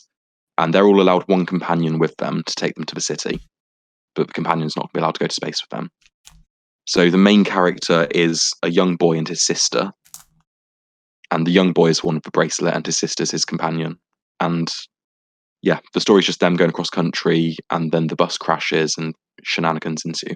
I liked it. I liked it a lot. It was beautiful. It's a beautiful story. I love that cover. The cover it folds out basically 3 pages for that cover. I'm jelly sauce that I declined it at the shop and I picked it up digitally. I asked him if he still had it. I wonder if he hit me back. I want to know because I want to get it. It was a cool read. Very beautiful. I like the idea of the girl giving her bracelet to the brother, like that's just awesome. So this was really cool. Yeah, the art is so, I don't know, I love there's the art. one thing I want to mention how dark this is at the beginning. We have the boy run into a neighbor's house. Yeah, he's hung himself. Yeah. Yeah, they're like, oh, he's probably moved out because the house is like empty, and then the next panel is just he's hung himself and he's like behind the door or whatever. And if you look at the panel before, you can just barely see the rope. Yeah. Yeah. Fucked up. But you see the other things hanging too, so you would ignore it anyway, right? Yeah. There's other things hanging. Let's just watch Ty's reactions to all of these revelations. Yeah. It's really good. The colors are. I think the art is perfect. Like for this. Yeah. When we got to that panel of the guy hanging himself, I was like, okay, this story's going to be a lot heavier than I was expecting. Yeah. This is. It feels almost like an anime. Yes, dude. 100%. It doesn't feel like a manga. It definitely looks like panels taken out of an anime. So right. And so right. It's almost like a very dark Studio Ghibli film. Yes, dude. That's why I want my wife to read it. I wish I picked it up physically. I want to get it. Yeah, another thing is there's these weird mutant things called molders in the world, because the boy runs off at one point with a friend and they get trapped in a car and the molders get shot, but then the girl got scratched and later on we see she begins to turn and they That's a nutty put her conversation. down, basically. Yeah, it's kind of like turning into Swamp Thing. Yeah, he said he never had to kill a child before. Then he said, give me the gun. You know? He's like, nuts. She's no longer a child. Yeah, that guy's lived a life, you can kind of tell. I think there was something I wanted to point out. Yeah, then the bus crashes and they have to carry their journey on foot. So they're walking through this overgrown jungle of a world. And there's always strange... you can definitely feel that sense of urgency, because almost every panel has the time until launch. How and you know how long it's going to take? How long is this, a 5-issue? I think they. I think they did state that this is a mini. I believe. Yeah, I can't see this going on too long. I'm pretty sure they said it's a mini. Who's this off of? Dark Horse? Who does this one? Aftershock. Oh, Aftershock. It's a different. I love Aftershock publisher. Yeah, they're Aftershock Comics. The list of comics that they've released is very short. They're very new. I don't even see them on this. Yeah, I've heard good things about their work. Tom Payer started it. Tom Payer. Yeah, it's kind of like how Image got started. Kind of. So like this guy wanted to make this publishment for some time, and he finally was able to. He's got a really long history of comics. He's the guy who actually wrote The Wrong Earth, and that's how I got introduced to Aftershock. Man, you guys still got to read that. That's so good. Yeah, love him or hate him, Warren Ellis is part of that too. He's written for Aftershock. What did he write? I didn't catch which comic, but I saw his name on there. Okay. I've heard good things about, is it Animosity? That one I've heard good things too. Yeah. So I might check that out at some point. Who writes that? Is that I think it's Marguerite Bennett. Oh, dude, she needs to do more stuff. Yeah, I've liked what I've read from her, because she did Batwoman, did she? Yes. Yeah. I met her. She's really nice. I actually haven't. I've only read a little bit of her stuff here and there, but the stuff I've read, I've really enjoyed. Yeah, I might check out Animosity then. So I'm gonna have to pick up this issue now because I'm like looking at it and I'm just like, wow, this actually is very impressive. It is really good. Yeah, okay, it's really good. Okay, 5 issue. I can't find anything saying it is. It's weird because that's what I swore it said, like it was an epic mini, you know. But I'm not seeing it on this like main page for the first one, so I would ignore that for now. But I'm kind of fucking want to get it in physical. I'm trying to find my phone. I don't know where I left it because I want to see if my local comic shop hit me back. But whatever. I gave it a 4.5. Oh, sorry, I cut ahead. We're not done yet. Yeah. Go for it. Just gonna say, at the end, we sort of have a flashback to the kid's mother dying. And she's like, make sure you look after your brother, promise me you'll take care of him, sort of thing. Yeah. and that was 30 or 40 days before the current event. So it's still very fresh. Because he did have the bracelet on when we see him in the flashback. Yeah. Well, I think the time shown when the pods landed gave them. Oh yeah, that's 1443. What was it again? Is it counting down in years? It's hours. So it's about 700 hours difference. But the original time was in the thousands, right? Yeah, when their mother died, it's 1,443 hours. Yeah. And But then, there's a time in the introductory kind of video, I think, that shows a different time, and I think that was in the thousands. 26,000. Okay. So they've got 3 years to figure this out, and only on the last few days are, a large group of them transporting to the city. Yeah. To get beamed up. Yeah. Cool. Did you guys want to rate it? Excuse me. Want to rate it? I was going to give it a 4, but then I was like, what's this QR code? I'll scan it. And then I got introduced to the music, because this book has a soundtrack tie. I know. It's exciting. And yeah, that made me push it up to a 4.5, because I was like, cool, a book's got a soundtrack. What about you, Crave? Definitely a 5. I'm all in on this. After that issue, after the music, they put a lot of work into it, and I really like it. I definitely like the feel of that. There's all that dread, that sense of urgency. It's great. I'm debating whether I can justify giving it a 5. Yeah, no, I'm just gonna do it. I'm doing it. That's fine. I think it was a little better than Rorschach, and definitely better than Commanders in Crisis. And those are the 3 that I read this week. I really liked it. I thought I'm going to change mine to a 5. Nope, not allowed. It's been printed on there, buddy. You're stuck at a 4.5. But I'll let the record show that I did change to a 5, and Sean remained at a 4.5. No, I've changed to a 5. Yeah, so 5's around the board, which is cool. Spoilers for the end of the episode. This has been rated my favorite issue of the week. Oh, wow. It was really good. It's quite. For me. I don't know how to say. It's beautiful. Just a beautiful story of just hardship, which is awesome. Really, I don't know. They tackled like having it be children who are dealing with this. It makes it all the more important, So it's really dope. And these kids are handling it pretty well so far, and she's toughing up, which is cool. I think the authors might have read some Jonathan Hickman, because they included a map with some key, I loved it. Yeah, I like that map. I loved it. I like the little advert at the end, the built-in advert about Bobby was a bad boy or something. He took, Bobby's dad took Jimmy's little bracelet. That was cool. Oh, yeah. That was what is that? It's an old it's just very Bioshocky. 2 boys that started with Goof and Gallant. Oh, really? So it's it's actually something. Yeah, that's interesting. Gallant. It reminds me of something from Fallout, one of the Vault-Tec things with little bubbles. Totally, just like that. So cool. I'm glad I read it. Let's just say that I read this 20 minutes before. It's amazing.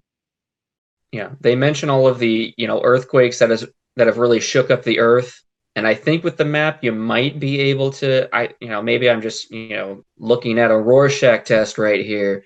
But I think I can make out, what parts were what parts of the Earth. Oh, interesting. Let me get to the map. Oh, that's funny. Yeah, I think it's still showing, the America is over here, and then Russia, Asia up here, and then Europe's kind of right here, and Africa is really all messed up because it has Antarctica down here, so I'm sure everything is still oriented correctly. It's all kind of shifted, right? I wonder how much these maps are, and it shows in the map they're up here. Look at they've gone. They might be coming from somewhere around Siberia, and they're coming down to maybe like Beijing or something. They've gone off the beaten path too on the map, which is interesting. Like they have taken a detour now. If you look at it, they're not following the yellow line anymore. They're now cutting through. Yeah, I'm not sure if you guys have looked very closely at that, but in the key it shows the different, I don't know, hives or whatnot of different creatures. And there's one creature in the key legend that isn't on the map at all. Maybe it's been obscured by some of the legend or other callouts. But that seemed kind of odd to me. Which one is it that hasn't been shown? It kind of looks like a giraffe, maybe. 4 legs, kind of a longer neck. I think that's the one. I don't have the comic in front of me, so I'm just kind of going off memory. I'm looking hard. Mm-hmm.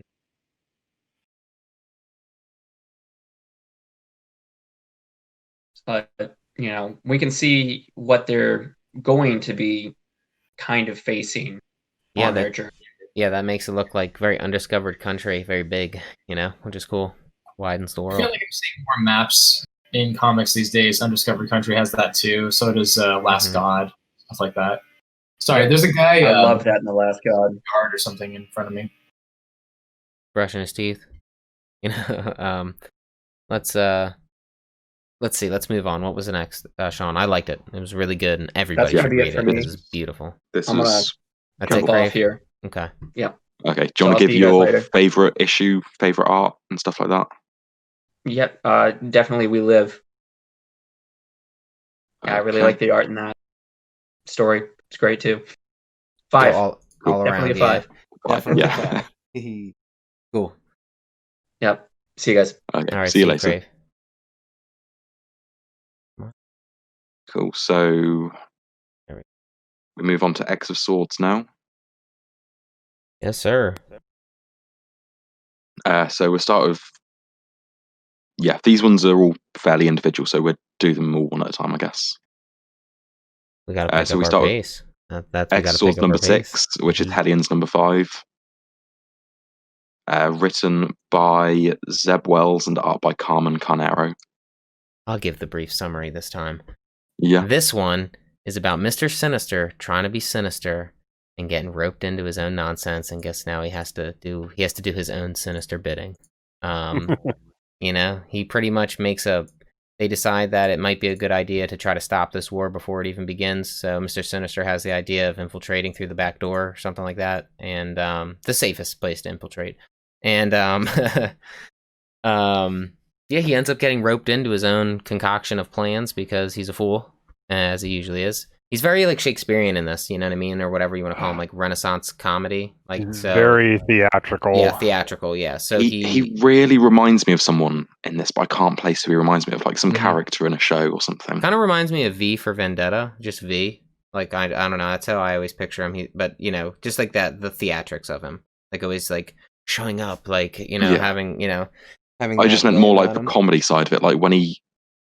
Later on, when he has to give up his cape, and you just cut to the next page, and he's like, "I don't want to talk about it." He's like, "But I had a cape, but I did have a cape." Yeah, so like, obsessed about weird things. I can hear a voice in my head when I'm reading him, and like I know there's a character he's making me think of, but I can't place the character.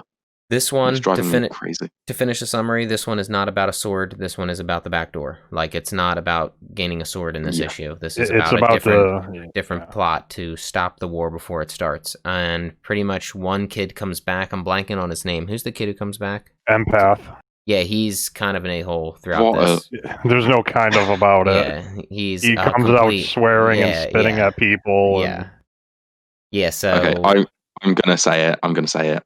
Empath is a cunt. Oh gosh, yes. Oh gosh. See, you said it in your accent, and that makes it okay. See, you said it in the accent. He really is. Yeah, like, he's a jerk. He's a complete. Yeah, he's a complete douche of a person. Yeah, because me and Dave always like we find it funny in X-Force, like Kid Omega being like such a brat. Oh yeah, he's such a brat. But like. This is beyond that. Like this is such a nasty, like this guy's person. this guy's not a brat. This dude, he's a jerk. He's a grade A jerk. Yeah, like he's Kid Omega turned up to 1,000. Just an ignorant kid who doesn't know shit, and it's funny because he keeps dying because of it. So he's getting his little just dues. He's getting beat down as we go, which is appropriate for his story. Yeah, I think that's good enough though for the summary. You know, that's where they're at. I mean, like, nothing much else happens. It's just like, hey, I have this idea for a suicide mission, and Magneto's just like, hey, that's a good idea. You're gonna go on it. I'm what? And then they're like on it. It's like, okay, I don't want to be here, but we're gonna do this and just sneak in and try not to get caught. Because if we're caught, Saturnalia is gonna be mighty pissed off. Yep, pretty much. Or Saturnina, whatever. Saturn. Yeah. Saturnine, yeah. Yeah, like that's literally pretty much all that happens. Ty, have you not been reading these, right? You haven't been reading the I was going to read the X Factor and Wolverine tie-in, and then I didn't, so I just decided to not participate in the 22 issue long connection of a tie-in series yet again for an X-Men comic that's been going on for 30 years. Yeah. Shake it harder. Yep, totally. No, I'm that's how I feel a lot of times. Like, don't get me wrong, it looks really interesting. This is the stuff that I'm fascinated with when it comes to X-Men stuff, but I really promised myself that I'm not going to do this anymore with massive amounts of tie-ins. I promised myself with the Spider-Man too. Yeah, definitely. Yeah. Okay, so it's a shame though, because this is really good. It's cool. I like it. Yeah. It tackles. X-Swords is really cool. It tackles Apocalypse, which I think is he needs to be tackled. You know, it's cool. I really like Apocalypse. I've always liked Apocalypse. He's a I don't know. He's got a lot of depth to him lately. Look at his face. Nice. He's considering picking it up. Just digital. I mean, through it, you know? At least you know how many issues is going to be, and it is one coherent story. Even though there's some side branching, they all are converging on this one event. At least it's not like, why are they doing this in this issue? There's at least, it's just like supplementals at least. So yeah. I mean, don't get me wrong. I understand the function of Marvel's business plan. I don't really blame them for wanting to be a business that's trying to make money. I respect that they've learned from their mistakes with doing the Clone Saga of Spider-Man, but I just... For those who are not seeing it in the chat, they sent me a GIF of Kermit talking to Dark Kermit. I'm sorry. Hold on. Back that up. A what now? I knew this was going to happen. A GIF. A little jiffy. Motion to kick? No. The courts withhold motion. I get into this fight with my girlfriend every single day. That's a topic for another discussion. Yeah. Moving on. I rated this, just so you know, guys. Stay tuned for a hot take episode on Tab's views on GIFs. Yeah, I know. His ears are bleeding, you know. I can feel him go. Yeah, some nice smelling candles, you know. Get the mood, you know. Anyway, so what was your rating? I give it a 3. It was good, but it's really just pushing me along to where I want to be. So it's a 3 for now.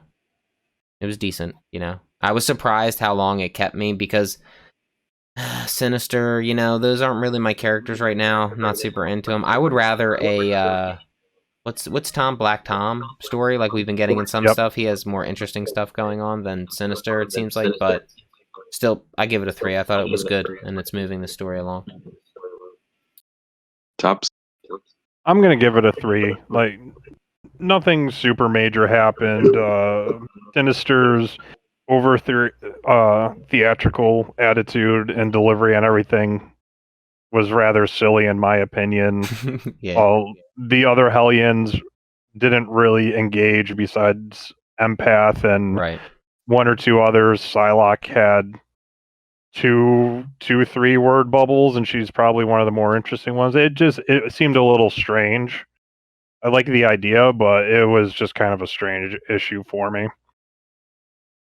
I gave it a 4. I really like this issue. I thought it was hilarious. Yeah, so I think that Mr. Sinister is... Wait, say it again. He's so generous to this. I know. Well, he was on vacation. He was on vacation, you know? it was funny. Like Mr. Sinister was just such a funny character. I was just laughing while reading. I think they got, at least if they were going to go the funny route, they actually did a good job with funny. Like, it was funny. Yeah. Like the cape thing was hilarious. Like, and like there's a scene. He's like me. I feel like that's me. Like I would have said, but just so you guys know, I did have a cape on. Yeah, he meets some random people, and like I think he says to him, "It's just I'm normally wearing a cape." Yeah, just so you know, I normally look like this. In case I look different, I was wearing one. Funny. I just love it early on when he's talking to the council and he's like trying to convince them to let his Hellions go, and they vote against it, and he's like, "Oh, good," and then he pisses Magneto off, and Magneto's like, "Oh, actually, yeah, right. I'll change my vote." Yeah, right, exactly. And he's like, "And you're going as well with your Hellions," and I just thought the comedy was really good with him. I thought it was just a little bit too much. It's just every panel he was on, there was some kind of. I think lately that's how he's been played out. Like lately, that's how. I understand your complaint, but like the thing is, I still found it really funny. Yeah, I get what you like. Yeah. If it was trimmed down, I think I would have enjoyed it. But every time he was there, considering the seriousness of everything, I think probably the more humorous part was when he was arguing with the clone on who was going to go, because they were like, "Well, this is a suicide mission. We're probably gonna die. Well, you go. No, you go." And I love how we don't know which one ended up going.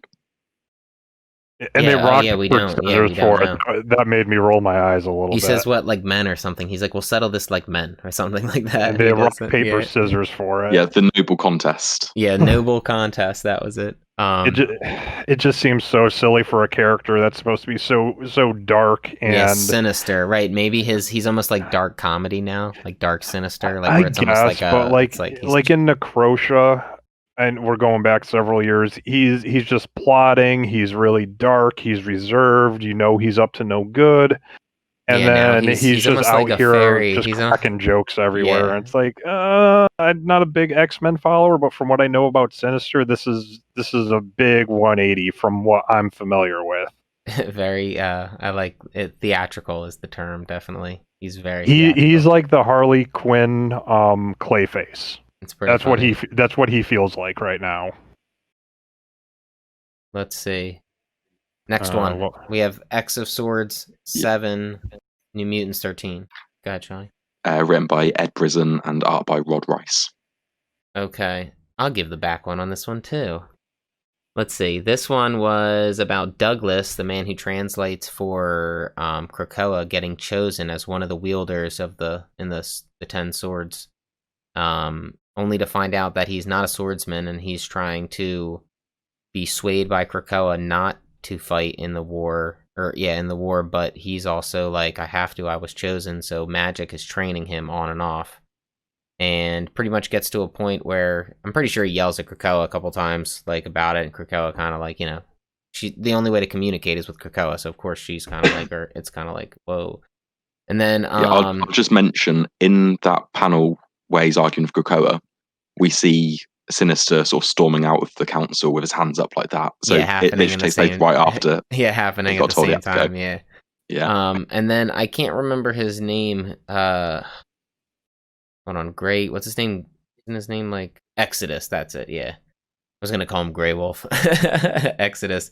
He pretty much shows up and says like, "Listen, if it doesn't work out, I'll do the fighting for you." Right? Isn't that what he says? Yeah. Contingency plan. He's like, I'll kill you. You can't be reborn yet, so they'll have to send me in your place. Right. And pretty much it ends up with Douglas keeps still training, and he's standing there with Storm, Wolverine, Douglas, and Magic. They await their battle.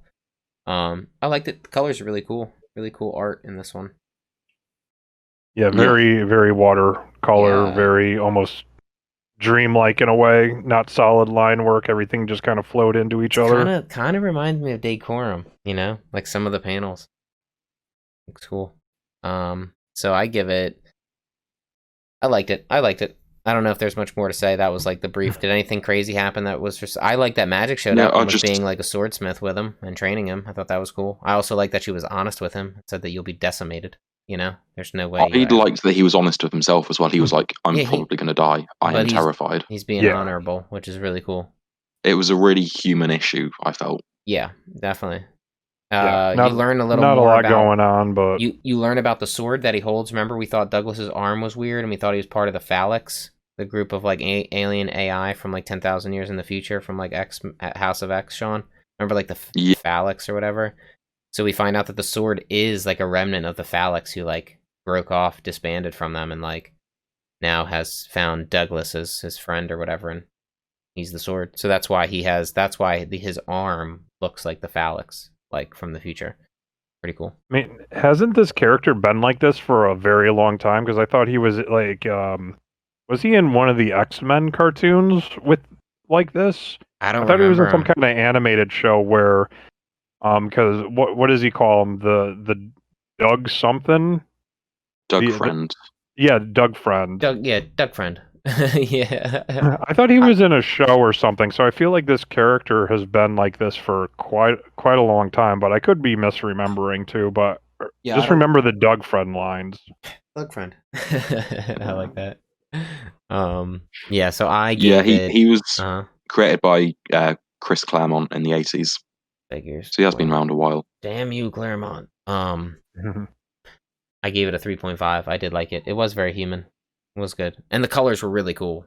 But once again, it's a part of an event, and I feel like that in itself, I don't know, it fucks with my rating scale because I give it slightly lower because it's like a fucking event. It's all these tie-ins. It's not one, it's all this random shit I have to read to get the story, which is, it's fine. 3.5, it was good. It was really good. It was human. So that's my shtick on it. Yeah, I gave it a 3.75. Right, because it wasn't good enough to be a 4, but I still really enjoyed it. I'll go 3.5 too. Yeah. Yeah, it's okay. It's not mind blowing, but it moved things along, gave some backstory.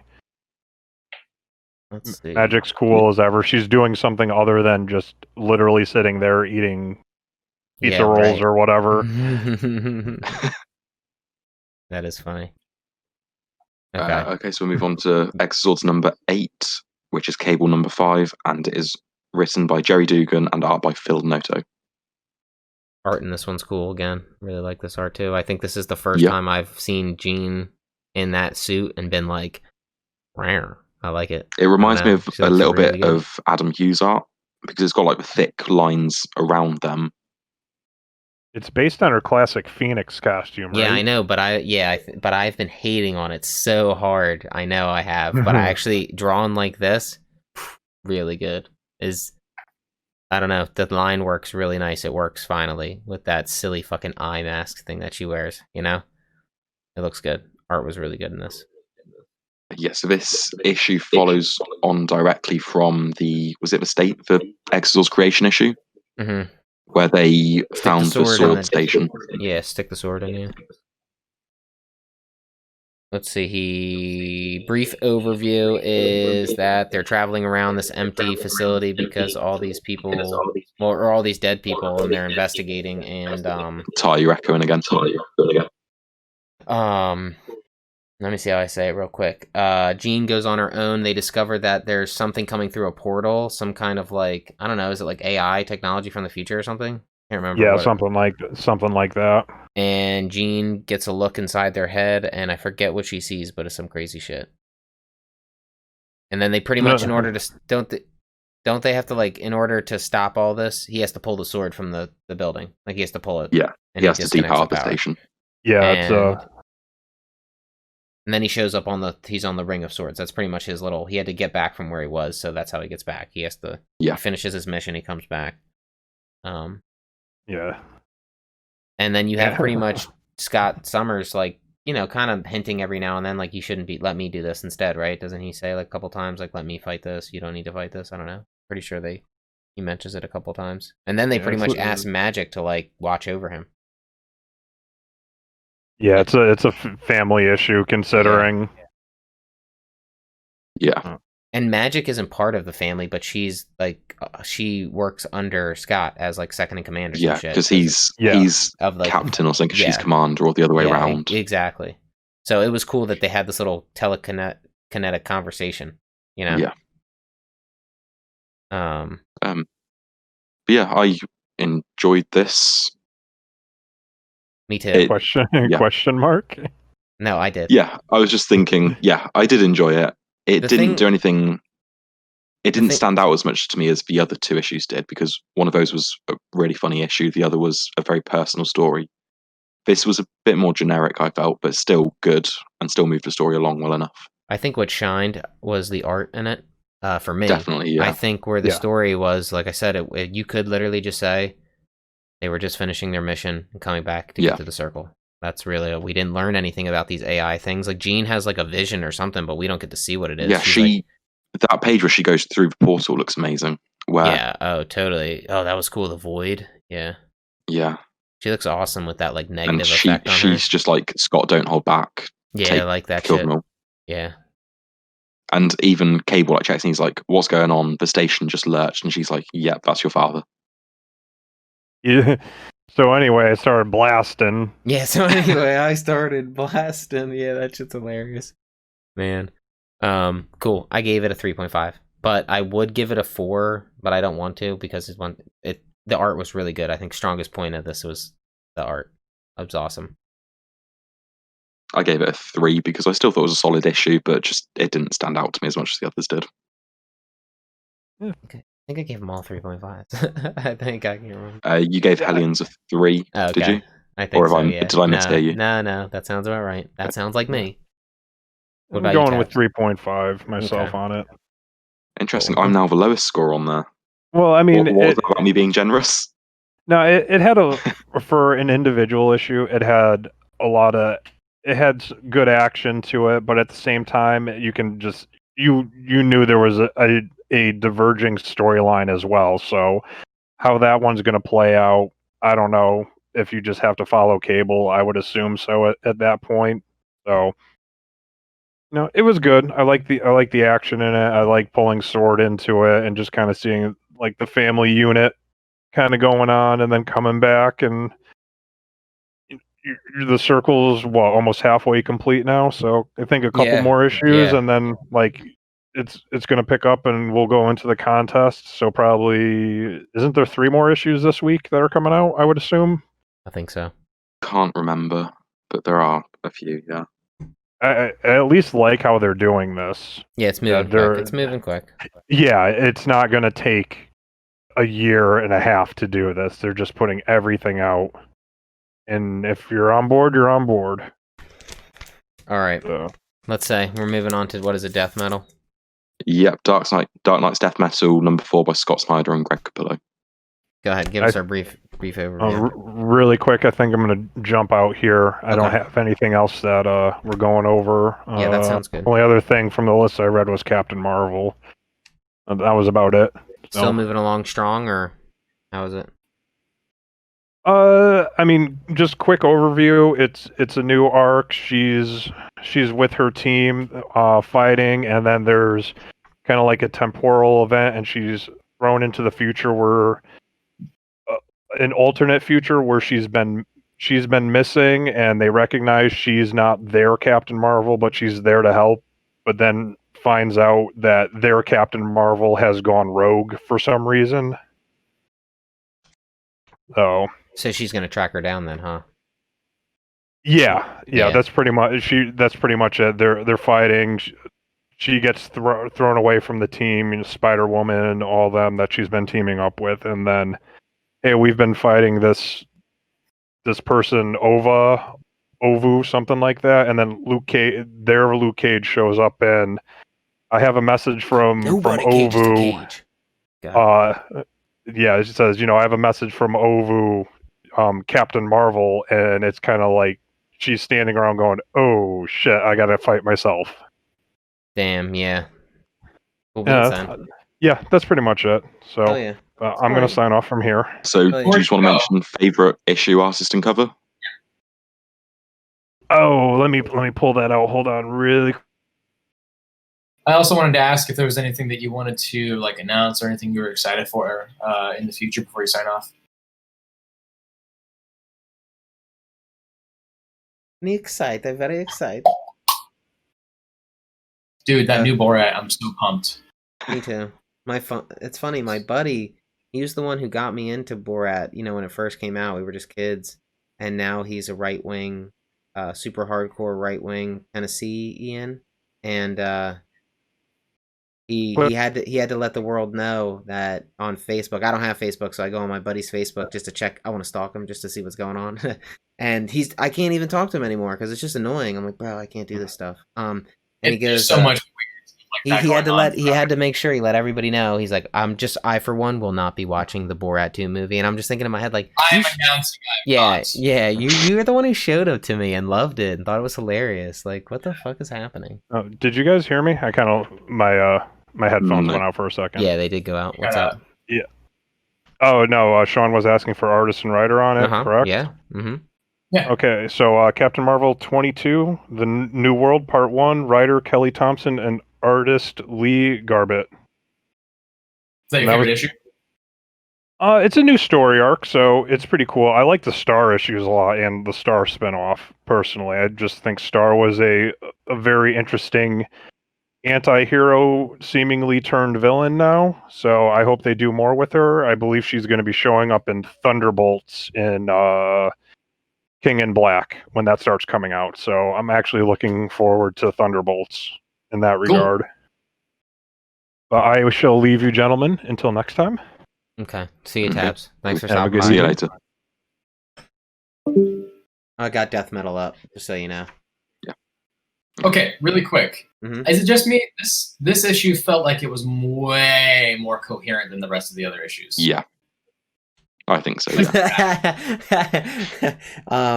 Yeah. I thought, yeah. Way more coherent, sure. It's getting there. It's getting there. So listen, Scott Snyder has this story arc style where he's like, let's have all of this fucking terrible shit happen and just into the peak of just god awfulness happen to these characters. And then last second, let's have a secret complex like thing going on. So I'm anticipating by issue 7, the very last issue, some big dramatic like savior moment's gonna happen. Probably, yeah. Yep, that's probably what's gonna happen because he hasn't done it yet. You know, he has been like he's been. No, don't get me wrong, I like it. I just think it's. I get it. I think for how badass like death metal is, the story itself is like, I don't know, like. The story seems so all over. Well, I don't. It's not like all over the place, but there's these wild concepts getting thrown out all over the place. Like, you know, they just got sucked into 3 different crises that weren't actual real crises. You know, for all that crazy out there shit. I'm surprised. Like, I thought when it started out with just like him with the Black Lantern ring, I was like, oh, it's gonna be cool. And now I'm like, wait, what the fuck is going on in this whole thing? I also thought in this issue that the Supermen were actually going to get to fight the Supermen because, like, I saw, like, a tag on, like, you know, Google News or something, and it was like, Superman gets to battle otherworldly super... They didn't even fight in this. There was no fighting between the Supermen in this at all. There was not a single fight. I don't read most comic book websites anymore. Dude, the title was outrageous. They were like, the Superman gets to fight other Universal Supermen. I'm like, dude, cool. So when I picked it up, I was like, they didn't even fight. They had a conversation. But it's okay. Yeah. That's on the writer's fault who wrote that fucking article. Yeah, do you want to give the brief overview, Sean? And then we can... So this follows on from, was it the Trinity Crisis tie-in issue, I want to say? Yeah. Where they're all Batman, Wonder Woman, and Superman all went back to different Crisis to gather Crisis energy. Crisis.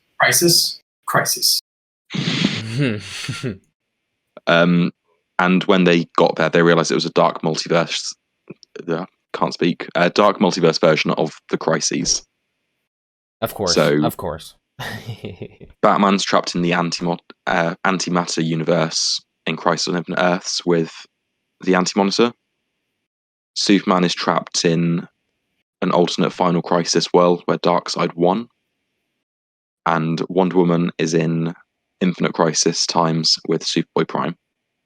Does Prime always look like that, or does he have his metal suit on right now? No, that's from Infinite Crisis, I think, is where that suit came from. Dope suit. That's sick. It's a cool suit. Yeah. Superboy Prime really does not get utilized, I think. To a degree, I think that most people I don't think it's people know because Jeff Johns has him reserved. Yeah, no one else is allowed to. characters. I like the way it ended. Swamp Thing looks dope. You know, Swamp Thing's got like he swallowed up all the green in all the world, and now he looks like where is he? Pretty badass. Cool. No, he looks cool as hell. Honestly, I'm confused why Greg Capullo has not done more outside of stuff with Scott Snyder. Like I would like to see him do dramatically more than what he does. I think he needs another weird and sadly enough, he probably needs another 5 years or even 10 years of devotion before he truly goes off and does whatever the F he wants. Like Greg Capullo seems like the type of guy, he's been in the industry a long time, but I think he's still got a little bit more like money he has to make before he can truly like walk away and say, I'm down to do my shit. You know what I mean? I think he's still locked to the industry. I mean, the rate he works, you know, he did a Mark Miller comic a few years ago, didn't he? Oh, Reborn? Yeah, I mean, yeah, but I didn't read it, so I don't know. The art's gorgeous, obviously. It's Mark Miller, but you know, it's Mark Miller, you know. Yeah, that's all. Look, I'm not saying that he's a bad artist, he's just a bad writer. He's a safe writer. He's very safe. Like Steve Orlando. I think that at least with Mark Miller, I understand that he's trying to make a script like he's writing a movie, and I can get behind that to a certain extent. I personally really enjoyed Space Bandits, mostly because Matteo Scalera is a fantastic artist, and the story was in a direction I didn't really anticipate. But I'm just frustrated because Greg Capullo he's been in the industry for years, and he's done so. He's dedicated. I love that. But I really want to see him do something that's not just strictly tied to Scott Snyder. I want to see him expand his horizons way more. I gave this a handful of people. This is great art. I rated this one a 3.5. I don't know nothing. I'm waiting. Like, I don't know. Like the next issue has to. This was pretty much settling up what they did in the first. Like, they went into the crisis hoping to fix They came out of it not knowing. Maybe they did. Maybe they fixed it. And then Prime's there. Yeah. So I don't know what else to say. 3.5. We mentioned Superboy Prime joined the good guys. Yeah, which is cool. So he made the change. Diana was able to convince him. Yeah. Very cool. Robin King, is that his name? King Robin? Mm-hmm. Robin King? Mm-hmm. He kills Jonah Hex. Yep. Harley takes that to personal, you know. Yeah. Yeah. But yeah, then they get the crisis energy and divert it into the Mobius chair. But it does not work. And they end up giving it all to the Darkest Night. Right? Yeah. He rigged it so any power that went to the chair would be redirected to him. Of course he did. And now I believe the next time is called The Last 52. Yeah, that was cool. I'm down with that. That's kind of cool way to end the 52 shit, like forever. Like, you know, it sounds like he's like, this will, you know, like, and never again will we mention the 52. You know, it's very funny. So they've done that times now. We're gonna kill 52. We're gonna bring him back. Yeah. So I gave it 3.5. That's what I gave it. What about you guys? I agree. Yeah, I gave it 3.5. Wow, look at that. Look at that. 3.5. Cool, really cool cover, though. You know, for anybody, that's a really dope cover. I actually got to say, I'm really digging on, like, what they're doing with the Batman Who Laughs. Because I think that's a very... So, well, I guess now he's the Darkest Knight, but I'm definitely really into, like, what they're doing. I don't mind when they expand a character that's that crazy. This is not that different from Superboy Prime, in my opinion. I think it's the same energy in a lot of ways. I think they're just expanding on how crazy something can get. I'm fine with that. I feel like I'm just kind of waiting for more of a linear story to happen, I guess. Yeah. Okay. What's our next one, Sean? Strange Adventures? Strange Adventures number 6 by Tom King and art by Mitch Gerrards and art by Doc Shaner. Great issue, holy shit. Do you want to give the brief, Sean? I can, since Ty's sort of gone into a coma.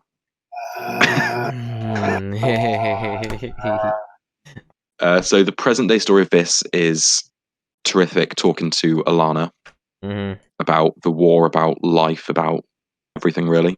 And then the past is Alana and Adam fighting the war. Doing whatever it takes to win. I'm stuck. Yeah. Hang on. I threw it back out. All right, there we go. Let's see. But yeah, the end of this issue ties in what I said earlier about how issue 6 of Tom King's series typically sort of wrap up or start to wrap up something set up early on. Sure. Because at the end of this, we find out that it was Adam who told Alana about their daughter dying. Which sort of gives a little bit of closure there. So, yeah. There's so much right about how this issue was done. And something I really appreciate about what they decided to do with this was the transitions from artist to artist, rather than it just being dedicated a page to one, dedicated a page to another. The transitions are phenomenal. I cannot get over how well each artist fits each different storytelling experience. Definitely, yeah. And that conversation with Terrific and Alana, well, pretty much the whole issue between them is just a big conversation, but I don't know what it is about it, but like, I don't get bored when stuff like that happens. I love it when characters sit down in a diner and talk. I love it when they just sit around and talk to each other. They're two very it feels very mundane aggressive and relatable. They're two very aggressive personalities when it comes to their personal things. Like, she's very personal about this and very aggressive, and he is very like, he's gonna figure it out one way or another. You know what I mean? He doesn't really let emotions or anything play with it. And this one kind of tossed and turned between that line of when emotions start playing with things. And, you know, they're both very like, you know, she gives him very straight answers. He gives her very straight answers. It was cool. I like the idea. The bell, she didn't agree. She didn't agree with the bell. The quote from like, she didn't agree with it. I was like, nice, badass bitch. You're crazy. So I love that Tom King is not afraid of putting prose in his stuff, especially when it's not some forced bit of pedantic kind of energy, I guess. You know, this feels like he's just allowing the story to tell itself and then applying it to how they're interacting with each other. I love that. Yeah. I love the swapping between art styles. I think it's awesome. It's okay, because Doc Shaner does draw amazing Golden Age or Silver Age sort of. Oh yeah, I would want more. His art feels old-timey and familiar. It's better though. It's better. You know, like old-timey sucks. Not to be rude, but like, goddamn. Yeah, but he makes these characters look like they totally look retro, like how a child would see Superman. Yeah, for sure. He makes them seem like they're stood on these pillars and like, yeah. No, I agree. Did you guys get the implication that Alana was trying to, like, offer her services sexually to Terrific to kind of like make it go away? I don't know. I did not. I can't really read her at all, so I don't really know what the fuck her plan is. So I did kind of think about it. I thought about it. I think it was closer to the end. It is. It's when when it's too cold out. It's cold out there. I don't know, like right. Yes, that's what I'm saying. Is like I feel like she gets really close, and she's like, it's kind of cold out right now. Yeah, implying that she wants to like offer her sexual services to like have him stop investigating Adam. Yep. They are very close. They're very close. Yeah, I questioned it, but I didn't know. Like, I still can't read her, so I don't know. Kind of thought the same thing. She's very she's very like early on. noir, I thought she was the one potentially lying to Adam about something. Adam's lying to her. Yeah, this swerved it because early on you had her refusing to cooperate with Terrific. She was staging everyone against Terrific, against Justice League. She made it look like Batman was harassing them, but I think she's just really defensive of her family. Yes. Yeah. I agree. And yeah, so I thought she was one hiding something, and she was maybe manipulating Strange. but we find out he was the one who's potentially lied to her about what happened. Dun dun dun. I'm really happy this hasn't fallen off. This is making me care about it more and more, and I'm pleased with that. It really made me like Mr. Terrific a lot. He's really awesome in this. I really like him. You know what? Honestly, I didn't like him before this. Honestly, me neither. But I didn't understand. I don't give. He's the third smartest person. If you ain't first, you're last. You know, like so. Yeah, exactly. So no, they've really made me like him so much. He's a great character in this. He's a badass as fuck, dude. Like he learned the language of the Pikes just on his way over there, an ancient language that nobody's understood. Pretty cool. Wait, how do you say their name? Me and Sean were originally calling them the Pikeys from Snatch, because I didn't know how to say it. I was going to say. Yeah, and then we just called them the Pikes because I didn't want to be politically incorrect. You know. Okay, so I'm not reading that at all. I was reading them as Picts. Yeah, well, that was it too. We didn't know Pikes. You know, we didn't know. Yeah. So you're thinking because of why it must be like hyper accentuated? Yeah, that's kind of what. Yeah, either one though. I thought of both. I didn't, you know. Yeah. But then I settled on Pikey, so then I shortened it to Pike. You know, so maybe I'm being just as offensive by doing that. Who knows? Hey, the movie was dope. So no, but I've known my fair share of gypsies. So you know, they're same but different. It's such a weird difference. Yeah, it's quite the culture they got going there. I'll just mention I like how they put Seth Meyers in there doing an interview. I know, dude. Mitch Gerrits does that with a lot of his stuff. There was one where he put in himself and Tom King at the end of Mr. Miracle. Yeah, and also Dan DiDio, Jim Lee, Ron Matt Page, and some others. I love it.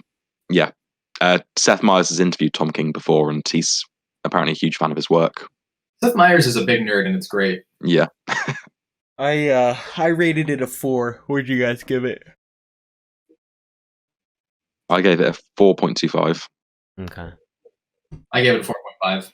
Okay, let me get that one up. This is what I love, and I don't see the point in having, characters that are this interesting not interact with each other like this. I feel like this is what I was waiting. Yeah. There are two of the same halves, they just don't know it, or whatever. These people, these two, Alana and Terrific, they just don't know it yet. Or they're figuring it out slowly. Before we move on, I wanted to say really quick, if you guys haven't seen the artwork, and anybody out there watching this, if you guys haven't seen the artwork, there was a cosplayer who took the Black Power Fist and put it on his costume for Mr. Terrific that Mitch Gerrits has been reposting. It's very cool. Damn. What's next, Shawnee? I'm just trying to look for that picture Ty mentioned. Give me a second. Oh, it is bad. Right. Is it on his Insta or? It's usually on Twitter. Okay. God, bad habit. You guys ever see that? What's that? I can't even remember his name. Damn.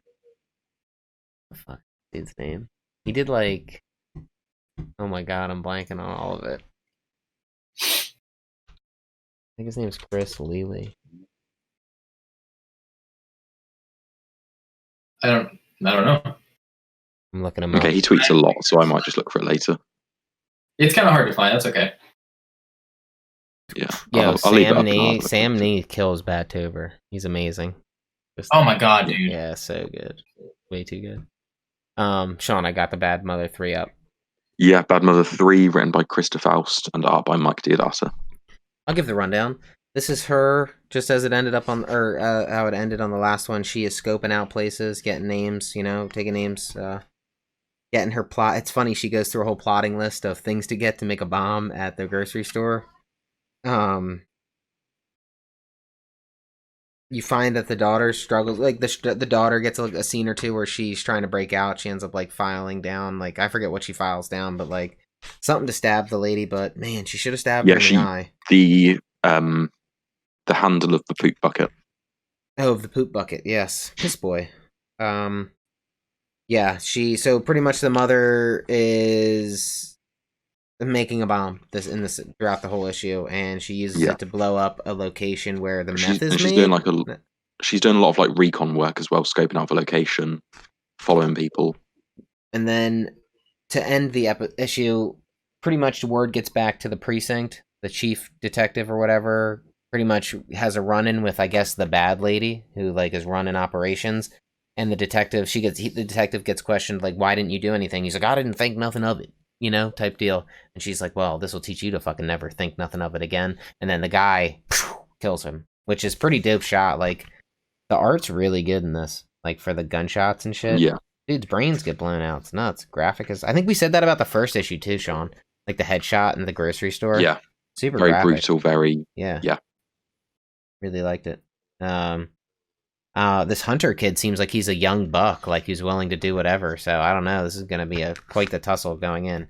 But she's getting more confidence. The bad mother. She's getting more confidence. You can see her. She's going around now. She's taking names. I can see it. She's ready to go. That was pretty much the issue. Pretty dope. I like it so far. It still feels very. It was a pretty straightforward issue. Mm-hmm. Nothing. Yeah. I will give it. It's either a 3 or a 3.5. I just put a 3 up there. It was good. I want to see what the next one brings. Yeah, I think I'm going to give it a 3.5. Did you say a 3? Sorry. Yeah, I did say a 3. Yeah, I think it's good. It's kept the story moving, and yeah. This was the first issue I felt that was it's like she did some things and now repercussions are going to happen in the next one. Rather than like I don't know, like so it felt like it's literally the number 3 of a number 5, so it felt like the number 3. Yeah, so, but yeah, it moved the story along. It definitely. She was badass. I had a cool like explosion with her like walking without turning. Like the explosion behind her. That was cool. Badass. It reminds me of like John Wick or something, where it's like an action film. Right. Definitely. Like yeah. So the next one you guys have is Superman. I didn't read it, but if Ty wants to talk about it. Usually I'm really critical about how Bendis is trying to end an arc. He's got maybe 2 issues left after this one.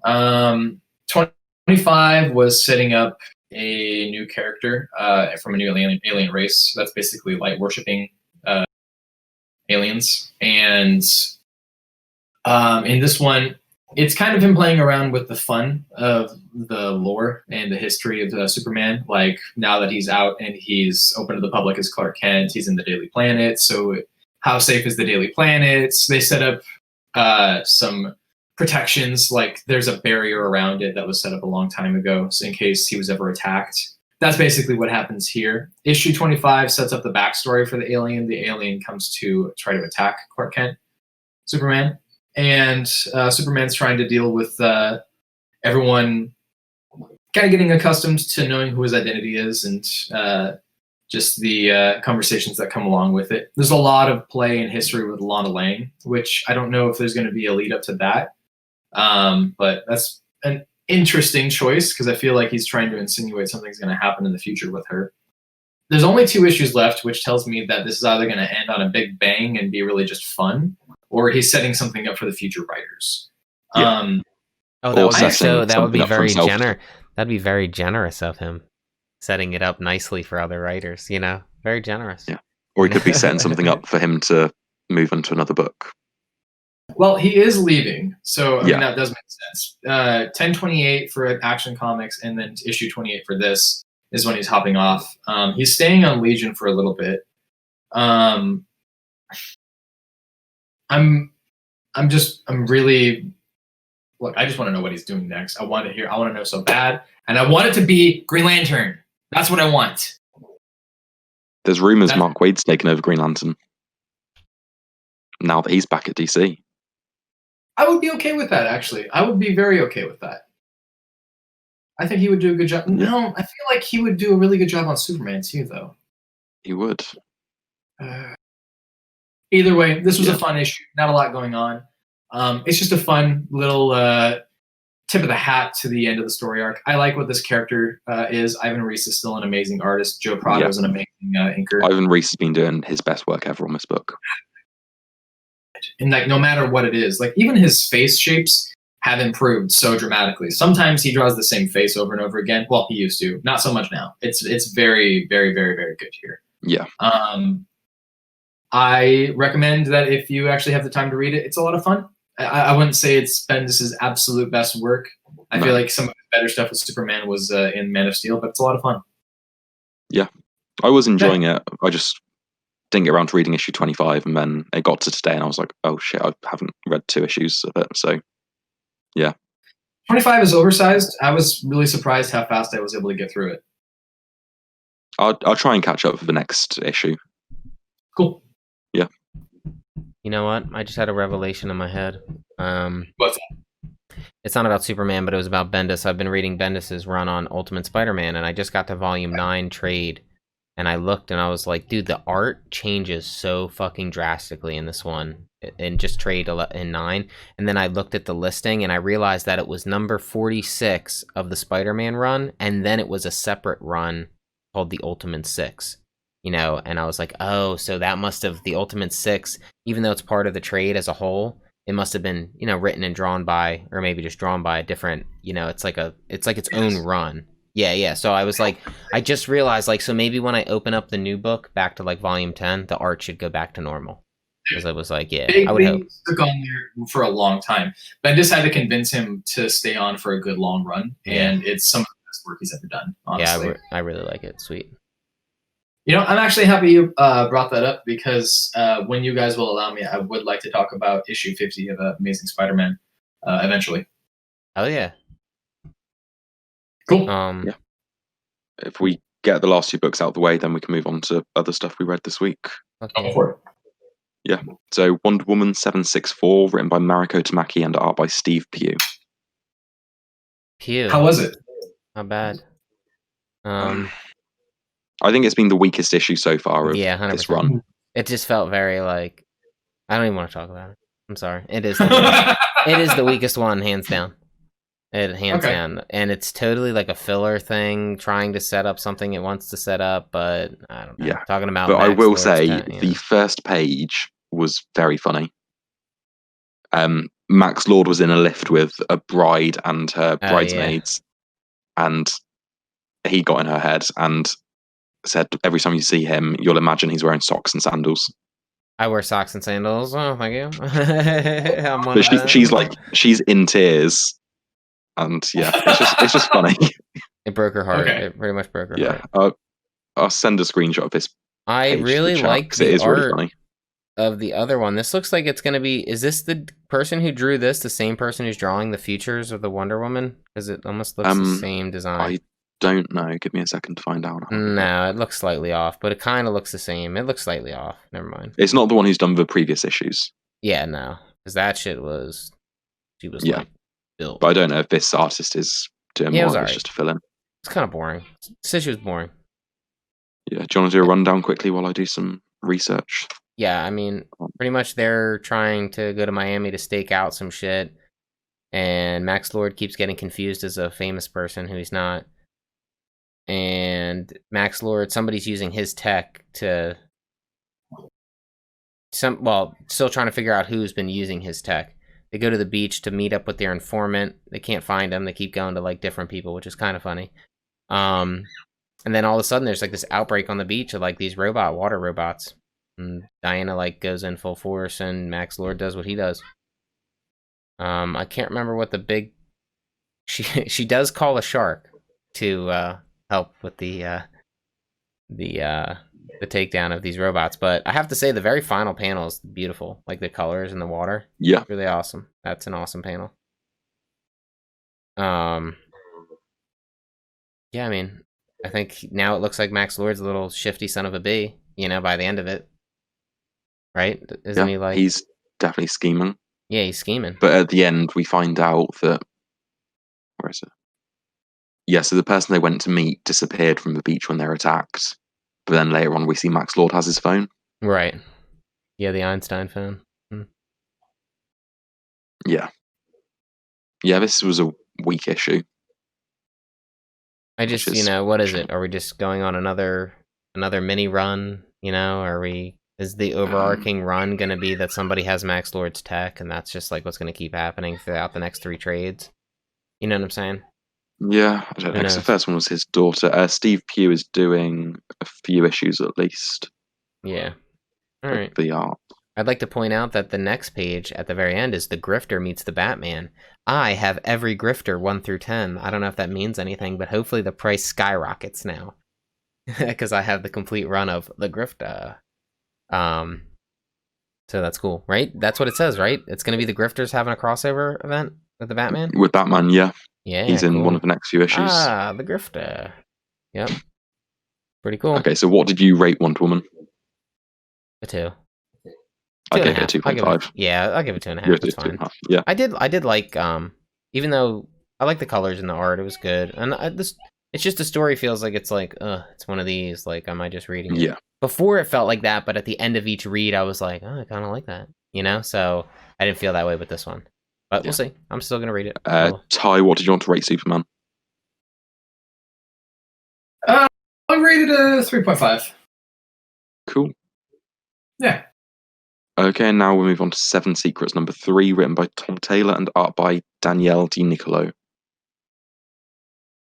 So this is dealing sort of with the fallout from, what was his name, Dave? The big guy who died in issue 1? Sigurd, yeah. Yeah. This is dealing with the fallout from Sigurd's death and like his funeral and Casper having to take over his role in the organization.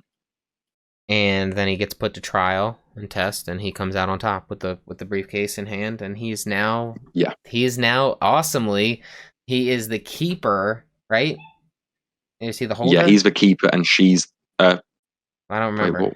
The holder and the keeper, right? He's the holder of the keeper. She's the keeper. Yeah, she's the keeper now. So he's like now the holder to his mother, which is awesome. It was so cool. I don't, that was pretty much the overview. But if I had to give my thoughts on it, it was awesome. Super cool. It was really good. Yeah, colors and like great, it was cool seeing solid. The trials and everything. Yeah, and he didn't let go of the fucking. It was sick. He didn't let go of it. Well, he did. He said he left it outside the bathroom. Oh, yeah, but don't tell anybody. Don't tell anybody. That was funny. Yeah, they even snuck in like some little breaking the fourth wall. We only find them when they're dead. That was cool. Yeah, we only find them when they're dead. Issue 1 showed up in this. Although I will just, if I was picking on it, it kind of looks like it was a photoshopped placed in, not a hand drawn. So it kind of just, it slightly looks out of place. Like just in the art, but that's just so nitpicky. I don't care. It was cool they did it. I really liked it. I thought it was sick. I like the trials they go through. I like they had to like climb mountains in snow. They had to be tortured and all these things. And then they were like, he was being tortured, and then instead he beat the shit out of the torturer, right? And then they were like, that hasn't been done in 1,200 years. You're like, damn, that's sick. He made a third option. Yeah, that's crazy. I love that. Yeah, no, totally solid. I love the way it ended too. I'm glad that he is now getting to work with his mom. That's really cool. Yeah, and super cool. Like it played on my feelings when he was with her and she was like, these are all the gifts your father wished he could have given you. Right. And then she tells them she loves him, and she gets a bit emotional, which is something we've not seen from her this far. Yeah, we haven't seen. She seems like the coldest of bitches. Sorry, but she totally seems so foul and cold. But she's not. She's just very into her thing, Yeah. Yeah. And it ends with them about to go off on their mission, and the boat they're about to get onto is bombed by sabotaged. Yeah. This was a great issue. I gave it 4.5. Yeah, I gave it a 4. Which it probably could go up higher, but it was solid. Totally solid read, and I'm gonna keep reading this one because I'm super into it. I don't know, it's really cool. I couldn't believe. You know what? I will give it a 4.5. Now they say that. I really their little relationships are really good. The way he's writing that out, and I wasn't really expecting that. Character dynamics, relationships, so well. I didn't expect that to happen. So kudos to the writer. I like when I don't expect it to happening. That's like the best way to go about it. Yeah, really solid. This Amun character, I'm very, like I said, Amun Ra. I feel like they're all based on some form of mythology name, so this is very interesting. Yeah, Sigurd, Amun. Yep. What was her name? Now we can talk about. Name? Do we remember anything else you want to? What was her name, Sean? Do we know what the mom's name is? I just forget. We have been given it, but I don't remember. Okay, just wondering. Give me a second to find it. Well, before, okay, sure. I was gonna say either that or we say what our favorite was of the week first. Whichever one it is. Did you want to do it after? Yeah, that's the fine. end in case there's any favorites in there. Oh, true that. Yeah, go for it. I got the list up here. Yeah, Ty, go on for Superman. Not Superman, Spider-Man. So basically, I just wanted to say this one was okay. I mean, it's got Pat Gleason in it, so his art's pretty. So it looks gorgeous. Yeah. You got your artist. That's cool. He's one of my favorite artists. This is the annoying thing for me is some of my favorite artists are working on Spider-Man right now, but I'm just not that big a fan of Nick Spencer. Right? I was really excited for issue like 1 through 20, and then it just kept lagging on and on. I don't mind a slow build, like I've said this before, but this ended up being a very.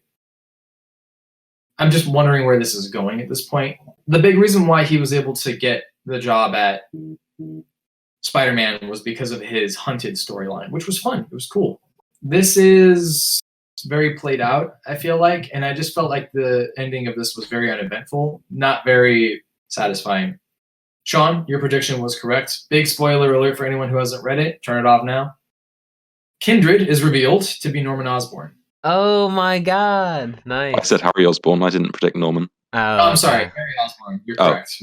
Oh my god. It's cool. Shocker. Oh my god. Well, so I didn't see that one coming. Yeah, Harry's a little brat sometimes. Is he like a vengeful little piece of shit in this then? That was I don't care. Like Harry,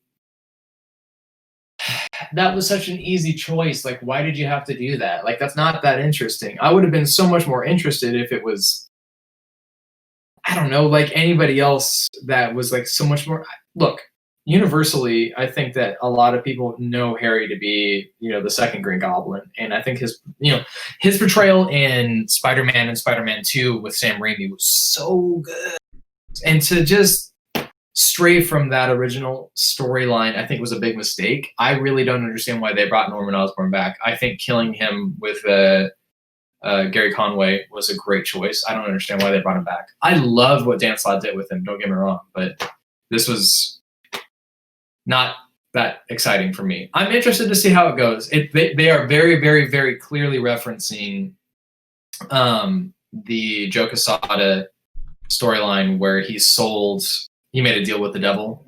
Yeah. And he's going to Doctor Strange to kind of figure out what to do with that. They're confronting that. I like that they're doing that. I've been wanting to do that for 10, 11, 12 years, but I guess I'm just wondering what's the plan here? Are they going to undo it? What's going to happen next? It seems like since Spidey got together with Mary Jane, Kindred showed up. So I feel like must be some sort of a connection there, like saying, hey, you got back together with her. Somehow that broke the deal, and now this is happening. I just don't understand what the purpose of having Harry be Kindred is. The big thing that's interesting is that there's a lot of deep digging into the history of Spider-Man with the Sin Eater, for example. He's been going around shooting people with a shotgun and basically gaining their powers. So he had the power of the Juggernaut. He's got the powers of Green Goblin. I mean, a bunch of different people. When he absorbed all that from them, he also takes away all of their manic psychosis. So they all become a little bit more lucid. That's when Norman reveals that it's Harry that's Kindred. Kindred betrays Sin Eater, and Sin Eater basically goes down the shitter. This seems to be the actual lead up to the story arc for introducing Kindred and the outcome of what's going to happen next. By issue 55, 56, they've said that they are going to reveal what the big changes with Spider-Man is going to be. If that means that the world knows that he's Peter Parker again, if that means that he and Mary Jane are going to be married, I don't know what that means. But there's been a lot of hinting that Petey knows that the timelines are all messed up, that he is still aware of like his dealings with the devil, and that's probably going to get undone. I don't mind a big change up. I just feel like Harry was the safe choice. I don't know. Yeah, that's true. The fact that it was so predictable. Yeah. The other issue is like I love Patrick Gleason, and I really, really want him to shine on this. And I feel like he definitely adds to the storytelling experience. So I think that bumped up my score for this. I was going to give it like a 2.5, but I'm going to make it a 3 just because of the art. I'm also interested to see what's going to happen next with the rest of the Spider family. I always like it when the Spider family gets played around with.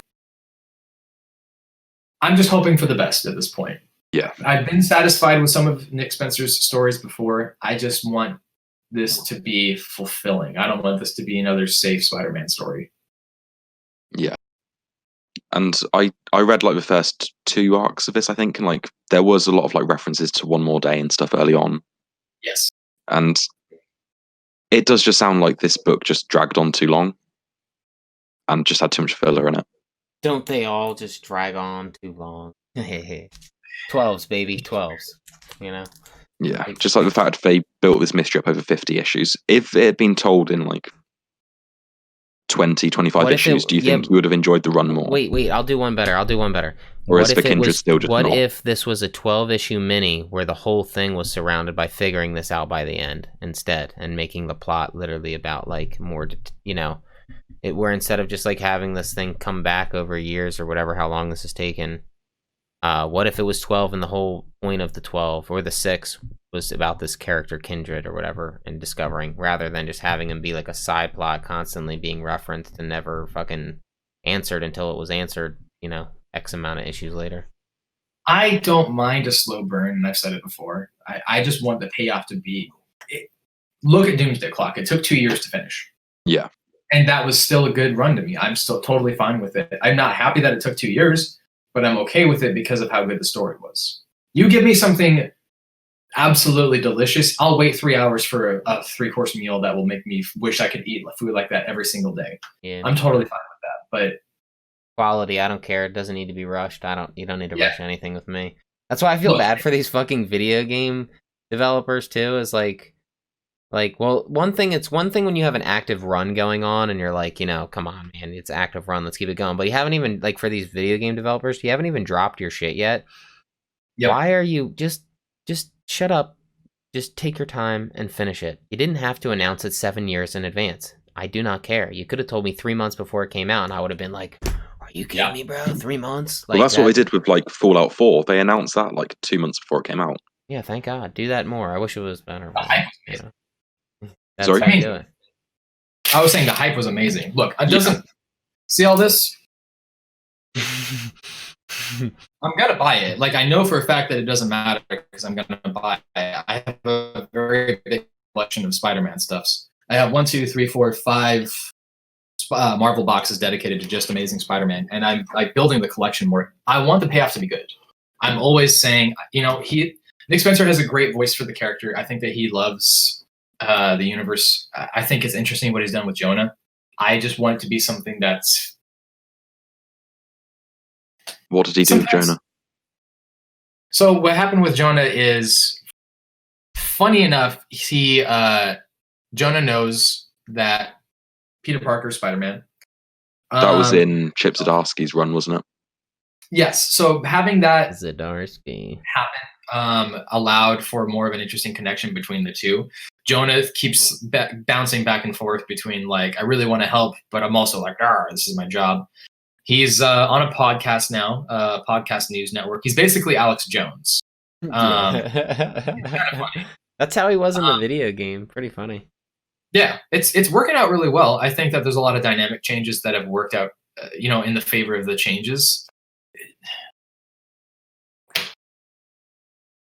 I think the character dynamics between the people that he has revealed himself to and some of the changes that have happened to the universe. You have to make changes like this to this universe. You can't just have Jonah be the head of the Daily Bugle for 60, 70, 80.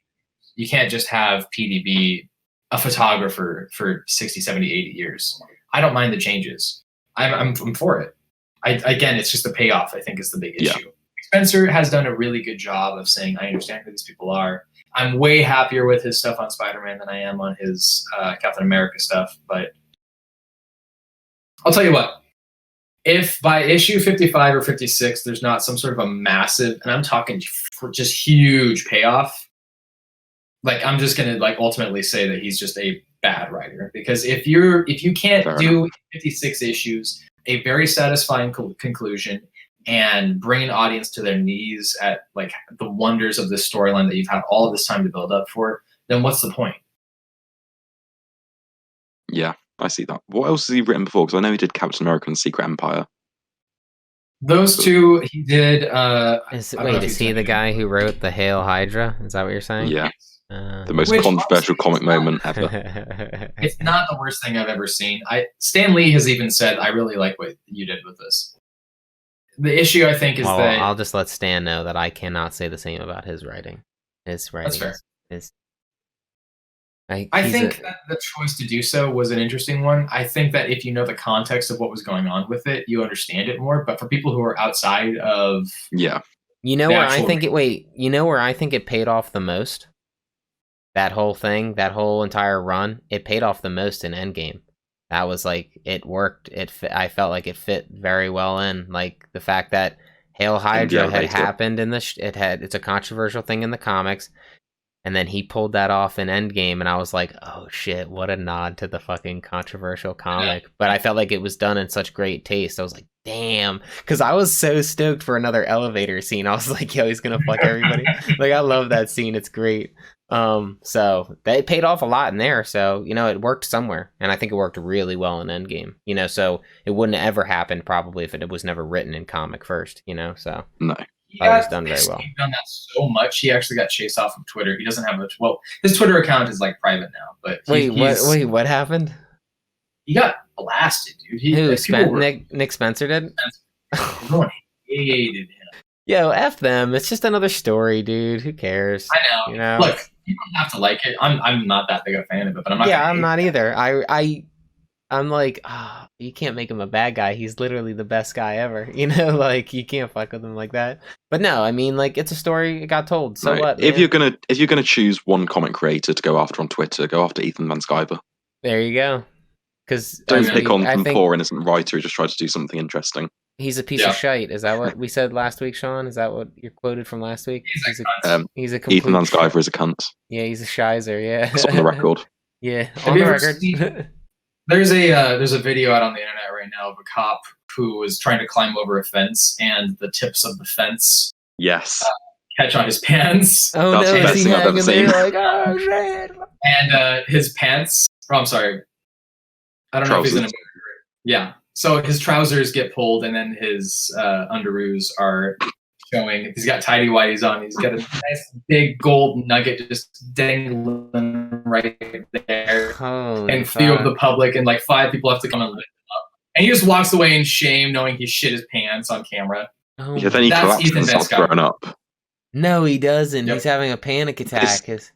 Oh my god! Like, I'll see if I can find incentive today because it's the best thing I've seen in a while. I hate laughing at other people's pain. He just shit stain on the underpants of a cop who's about to faint. Oh god, funny. Yeah, I gotta see that. Yeah, I mean, anything I've been reading was Ultimate Spider-Man. I have Volume 10 to start, and then once I'm done Volume 10, I'm gonna take a break, and I might read. I was supposed to get the Curse of the Dark Knight or the White Knight in the mail, but it's been like, I don't know, my order's like held up for some reason because of COVID. So I gotta kind of wait a little bit. I gotta wait like 2 months before I bitch. Yeah. There's so much about the Ultimate Spider-Man run that's good, despite not just the fact that it's Bendis and everything, but it's the fact that he took so much of the mythos of Spider-Man and just said, hey, this is all of the things that were wrong with it, and I'm just going to make it into this really short, simple way of how it's going to be good. He shortened the death of Gwen Stacy, applied it to Carnage. I mean, he did all of that. It's. I think it's better. He did history of Spider-Man in one cohesive run. He took 700 issues of Spider-Man, took out all the bullshit filler, and you know what I mean, and collected it in a very readable read. So I feel like the way I feel about this thing is, I'm going to read this whole thing all the way to the very end. I think it's 155 total issues or something, and I have like the little one, something like that. 240 issues, including the Miles Morales stuff. Yeah, I'm gonna cut it at Miles just because I'm a Peter fan, but I'll allow like. No, trust me, you need to read it. No, I mean, there's a part to where Peter dies is where I stop. Death of the Spider-Man is like the last one I've collected so far. Like that's what I have. So I know Miles bleeds throughout that a little bit because they know each other prior to his death. No. Okay. Honestly, okay. It's really. So when I get there, we'll see. But I'll have to collect more at that point. Yeah, he took all that. If I read all of the issues, I pretty much can then say like, oh, I really liked the Venom saga in this. I'm gonna go and grab all the Venomnibuses and shit or whatever and read the Spider-Man. Like you can like, if you liked certain segments of it, like there's a clone portion in the Ultimate Spider-Man. There's a symbiote section. There's a X-Men section where they make appearances. if you liked any of those, then you can go back in time and say like, well, in 1980 there was a huge run on Spider-Man that was about him crossing over with the X-Men or whatever, and you can read that and say like, I did like that, so I'm gonna read the real version of it from the, you know what I mean? It's a super well condensed version of it, and it gives you the whole story of Spider-Man and cuts out. I would say now. I've said before I'm not a massive Bendis fan, but I would say Ultimate Spider-Man might be one of if not the best comic run ever made. Because he takes the entire history of the character, he takes every major story the character has had in the last 50 years and condenses it into one solid, cohesive story. And he does it well. Yeah, he does. Oh, I can't listen with the volume on, otherwise it will go through to the it'll go through. I see him hanging there. I don't know. The audio is mainly just the camera guy being a dick, shouting at him. Okay. Yeah. Oh, all right. Let me see this guy. Yeah, he pooped. He pooped his pants. Yeah, I read Flash 763 this week, written by Kevin Shinnick and art by Clayton Henry. And it's the first Flash issue since Rebirth in 2016 that hasn't been written by Williamson. Okay. How was it? And I wish I'd dropped it with Williamson, because this was not a good issue. Ooh. It's telling Flash has lost his Flash ring and it's been stolen by Trickster. Okay. So Flash goes on a little adventure to try and get it back. And then at the end, we find out he made the ring from his parents' wedding rings. And it was just such a random, pointless story that didn't do anything. The way the last issue ended, yeah, sounds bad. Yeah, the last issue was such a good send-off. And that was pretty funny. The guy threw up, pooped his pants. What a fucking dork. That's hilarious. What are we going to do? But yeah, this issue was pretty bad, and I might be dropping Flash. That's unfortunate. Which is a shame. Yeah, it's always a shame when this day comes when you have to make the decision. You know, I know this day very well. I'm going to check out the next issue because the writer's actually starting a story arc with Dr. Alchemy. So I'll see if that's interesting. But if it's this quality, I'm going to drop it. I gave it a 1.5. Ooh, let's beat the writer. Get on that. Fix yourself. I also read Once and Future number 12 by Kieran Gillen and Dan Mora, and this was much better than Flash. Oh yeah. So this is dealing with the main characters having to fight Grendel's mother from Beowulf. Okay. And it's such a crazy book, and it's just so cool, and the art's great, and yeah, I recommend this book. Yeah, it's cool to have Grendel come in and shit. Yeah, the first arc deals with like King Arthur coming back from the dead, and the second arc introduces Merlin and Beowulf, all having this like interconnected history, and it's crazy. And Merlin's a little shyster in real stories. How is he in this? Is he a little shyster in this? He's scheming. Yeah, he's quite the schemer in real story, like lore. Cool. So, do we want to look at our polls at all?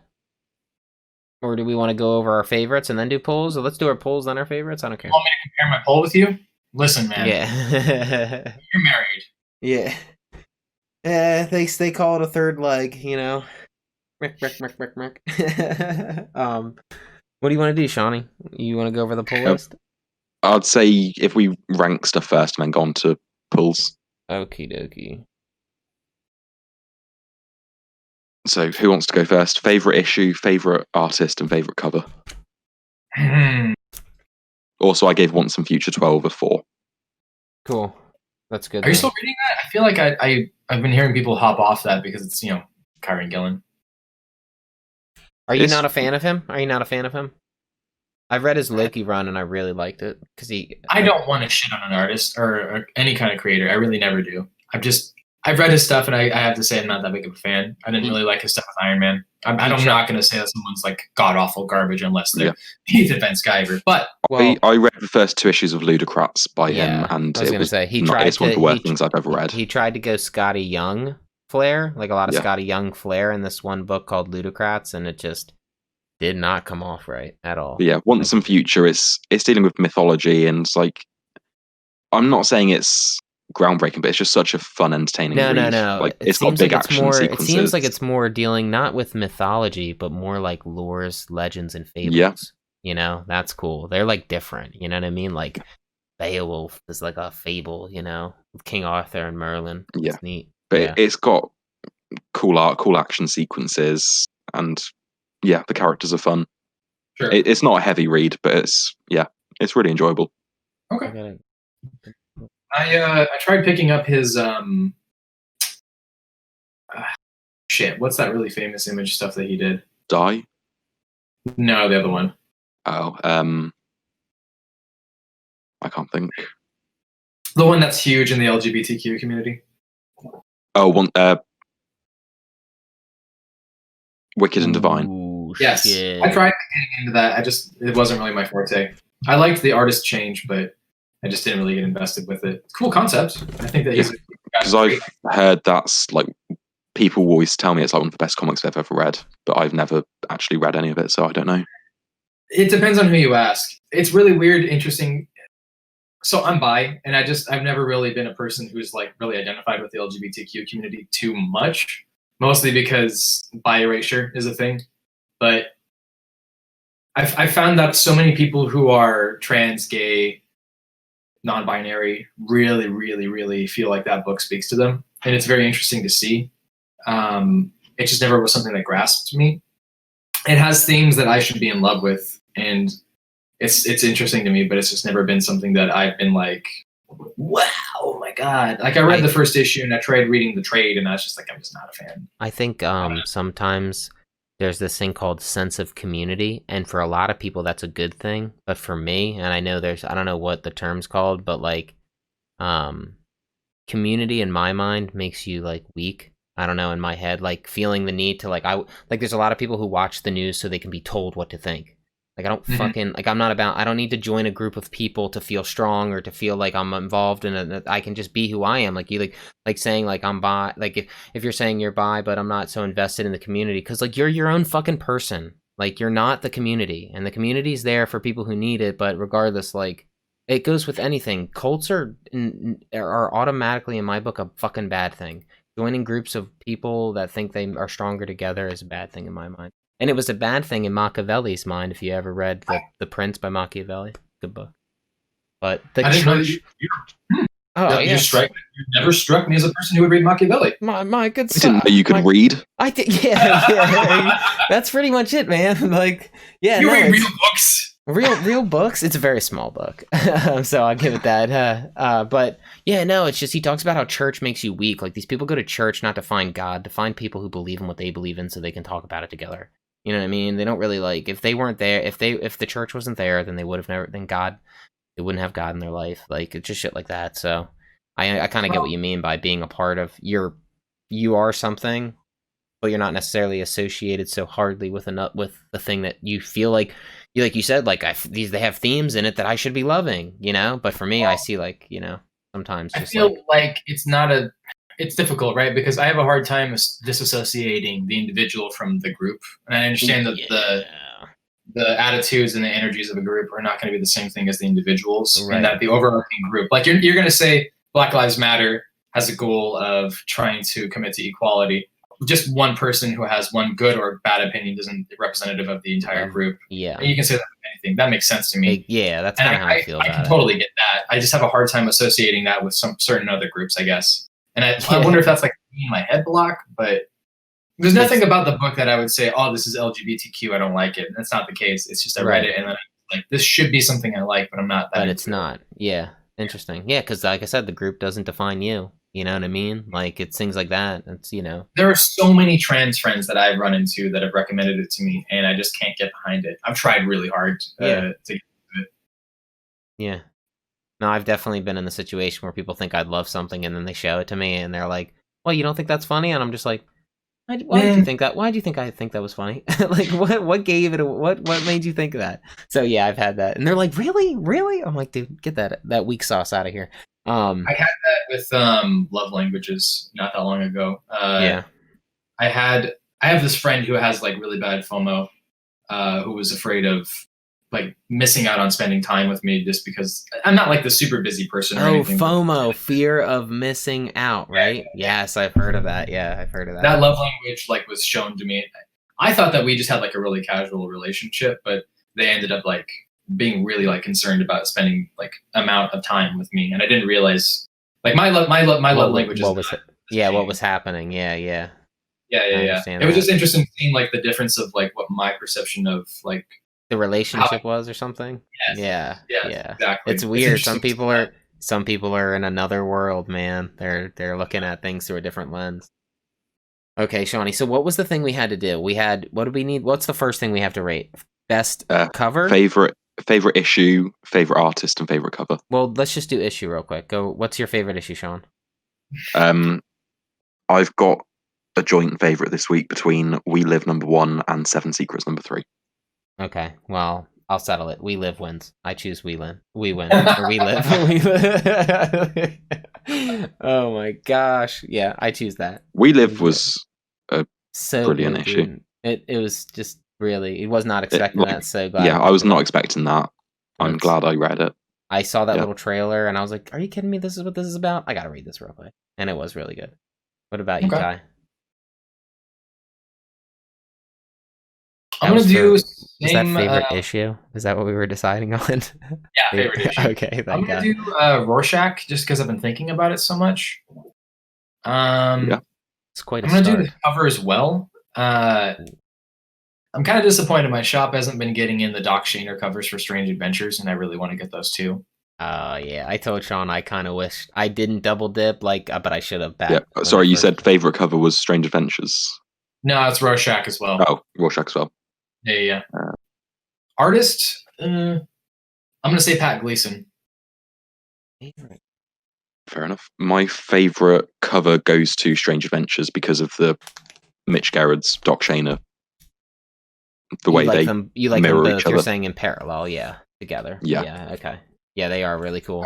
He does. Yeah, I picked up both for the first issue, but I couldn't justify getting them for every issue, even though I wish I could.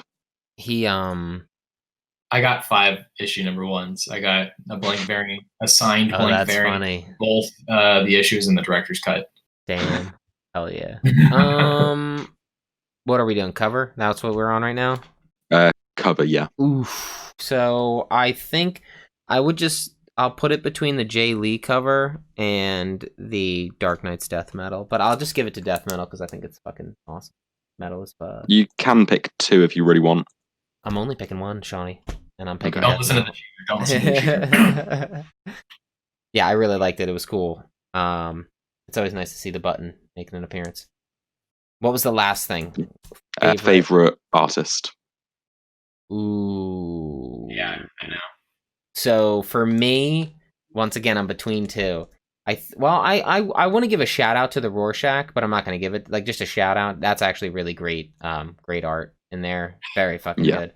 But I'd like to put it between We Live and The Strange Adventures. I think I'll so you're picking 2. No, I'm between them right now, and I think I'll choose. 3. I think I'll choose We Live. I thought it was really pretty. It was really appropriate for the story. Very beautiful. Fair enough. Colors are cool. Like the lizard was colorful. So We Live was your favorite issue and art. Which is crazy because I read it 20 minutes before this. And it's I'm so glad I did. I just really hope he has a physical. I gotta get one. Ty, what was your favorite art? Oh, you said Pat Gleason, didn't you? Yep. That's cool. So that's really cool that so he finally made his way over. He did his Spider-Man issue, his first one, and it was good. His art that's good. Because I know he was the guy doing Action Comics and Young Justice. Yeah, Young Justice, and he left because Young Justice is he got his dream book, Young Justice, and then he left after 2 issues. It's good that his art really shined in it then, because that's dope. It was worth it. I gave my favorite art to. Sorry, go on. I was just gonna say a bit of gossip. I think the big reason, honestly, is because I don't think he likes what Bendis is doing with John Kent. Could be. Fair enough. I would feel like that's a huge. That would be a huge thing for me as an artist. I got to draw something I like. If I'm not digging the story. He wasn't drawing the book that was dealing with John Kent, but him and Tomasi were the ones working on Superman at Rebirth. Yeah. That really did focus on John Kent's relationship with his father and his coming of age sort of story. Yeah. Sorry? It really built up who he is. I mean, yeah. His story with Tomasi really was the introduction of who is John Kent. It was amazing. Yeah. So yeah, I think that's understandable when you see an artist butchering a character you helped create, and you're having to work with that writer. You know, I don't. I'm not saying butchering, but like from his point of view, he's like, oh yeah. Like if it's his perspective on it, and he's like, "Fuck," you know. And my favorite art is going to Strange Adventures because I don't think I need to explain it. It's great. It was very pretty. He did snow really well, you know. He did. So quite amazing how that was possible.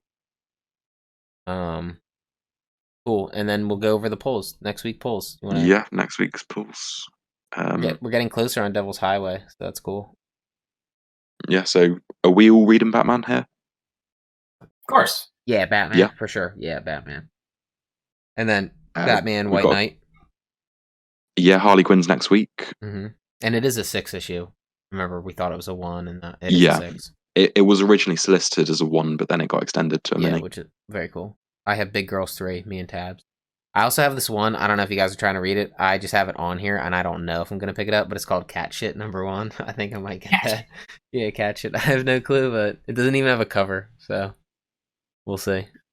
I wanted to throw this out there for you guys as well. I'm moving here probably in December or January, depending on what happens. But if there's anything that you guys want to read or have, like, I'm going to be going through some stuff, and I definitely want to send some stuff your way for reading. And I have a lot of trades for you, Dave. Ooh, very cool. What are you doing? Where are you moving to? Where are you moving? Possibly Bellingham. It depends on what happens. I would like to move to Bellingham. The cost of living there is a lot better. It's going to be closer to Canada as well. So, you know, some sort of crazy nonsense happens here, I can just dip over the border. Yeah, walk to the other side. Yeah. Have you been reading any of the Chip Zdarsky Daredevil stuff? I have not. I have not. I don't think Sean has either. Yeah. So I've been collecting the trades, and it's been very good. It's been very, very good. It's got Jorge Fornes, Marco Cicchetto. It's been really good.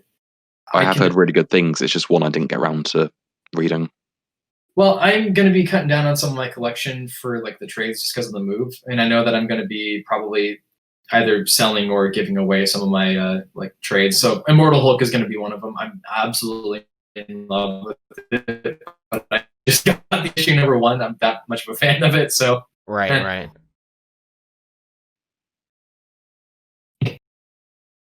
Well, yeah, let us know when you know what you're looking to get rid of. And well, I mean, if you want, I can actually send you guys like pictures in the chat and everything later, and then I can just get your addresses or something.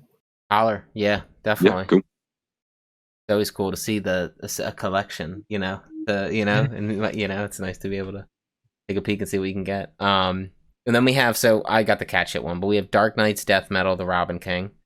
I got Devil's Highway #4. I don't know if you guys are gonna read Scumbag #1. Remender. Yeah, I'll check it out. Yeah, I'm gonna check that out. I'm digging on Remender lately. Yeah, he said it's his highest selling issue he's ever made. That's cool. Or most pre-orders or something. That guy, I love his attitude. Like, despite the fact that he's got this like I fucking give a shit if you like me or not attitude. I've seen him like interact with people where he's like, I have fucking things I want to do. Leave me alone. Yeah. Like that energy. And I was actually like, ooh, what a dick. But I'm also like, nah, I'd be the same fucking way, dude. Yeah, no, he seems like wholesomely dickish. You know, like I don't know how to. He's got kids and shit. He writes. I mean, I know he wrote his I think his Uncanny X-Force is like a huge run for him, but he gets to have some Wolverine shit, so I'm sure a lot of his dickish ways went into Wolverine's writing. Yeah. I'm really big into the fact that he is very for making his own stuff. And the reason why he left Marvel was strictly because he's like, look, I want to make my thing. I want my stories to be told. Totally. Not my ideas of these characters. I respect that. Don't get me wrong, I'm still going to read Marvel and DC, but I respect that he feels that way. Yeah. Me too. I would love all artists to do it, because then it would actually force DC, and because I like Marvel and DC, I like their characters, but if all the artists and writers just said, no, fuck you guys, they'd be forced to make a change. Force the change, because they're not going to make it on their own. Happened with Jim Lee and Rob Liefeld. I mean, just dip. They like, screw them. Yeah. And see how much it costs you guys, you know? You want to play games, you know? It sucks. By the way, if you guys are interested, I haven't watched the Todd McFarlane documentary yet, but that would be kind of a fun thing to watch on here. Oh, yeah. That actually is a good idea. Like, what is it called? To Hell or something? The hell I won't. No, it's like the hell I won't. That's what it is. Yeah, the hell, he's fucked up. This stupid fucker. I love him. He's so fucking like. He's how do you say he's like comic book badass? You know, like how does that translate very well? It's hilarious. Yeah. I love this. He's such a dork too. When I watch his Instagram, he's like, "Hey guys, I know I'm the toy man. Got all the toys." Like he's such a dork. Like when he'll show you how to draw like baby Wonder Woman, and he's like, "Yeah, I just put the little." Like it's just like hilarious how he talks about shit. So yeah, I would love to watch that. I think Tabs might have already watched it. To be honest with you, I think he did. So yeah, we can talk about it later and see. I know we have our bonus coming up as well, which is nice. We'll figure out. Reminder. Yeah. Yeah, we have to pick a day, so I don't know. I mean, we can do it before. We could do it like the Sunday, like it's gonna be the last week. We'll record it. We could do it the same Sunday and do it an hour before and do like an hour discussion on it or something like that. An hour before we go into the regular shit. I don't care. It's up to you guys. What's your guys' time zone? Because I know Sean, you're way ahead, but Dave, you and Tabs, I think, are in the same time zone. Yeah, Eastern. Yeah, I think Crave's either same or 1 hour back mountain, something like that. So if it's 5 o'clock here, it's 5 hours back for you. It's noon for you, Ty. Well, it's 4:36 for me right now. What time is it for you? 7:36. Cool. So that's not too bad. Yeah, and then Sean, you're 5 forward. Yeah, half midnight here. Yeah. So not bad. If we can fit it in on Sunday, I'm down. I don't mind like doubling up for the bonus. Do the bonus beforehand. Yeah, I'll do anytime. We're at 3 hours 10 minutes. We did pretty good. We'll do better next time. I think we're getting there. We're getting better at it. Fucking shave some time off there. All right, cool. Well, did you guys want to sign off? Do you want to tell them where they can find you? Yeah, man. You can find me on Twitter. I'm talking about comics, talking with no G, about with no A, and comics with an X at the end on Twitter. English teachers hate him. Yeah, English teachers hate him. True. Oh man, what about you, Shawnee? Instagram and Twitter at Sean.Walsh747. Cool. And I can be found at Fleecefest on Twitch and Instagram. Just comic stuff and music. But yeah, this is the part of the show where we say goodbye to y'all. So goodbye. We'll catch you guys later. Peace be with. See you later. Adios, muchachos.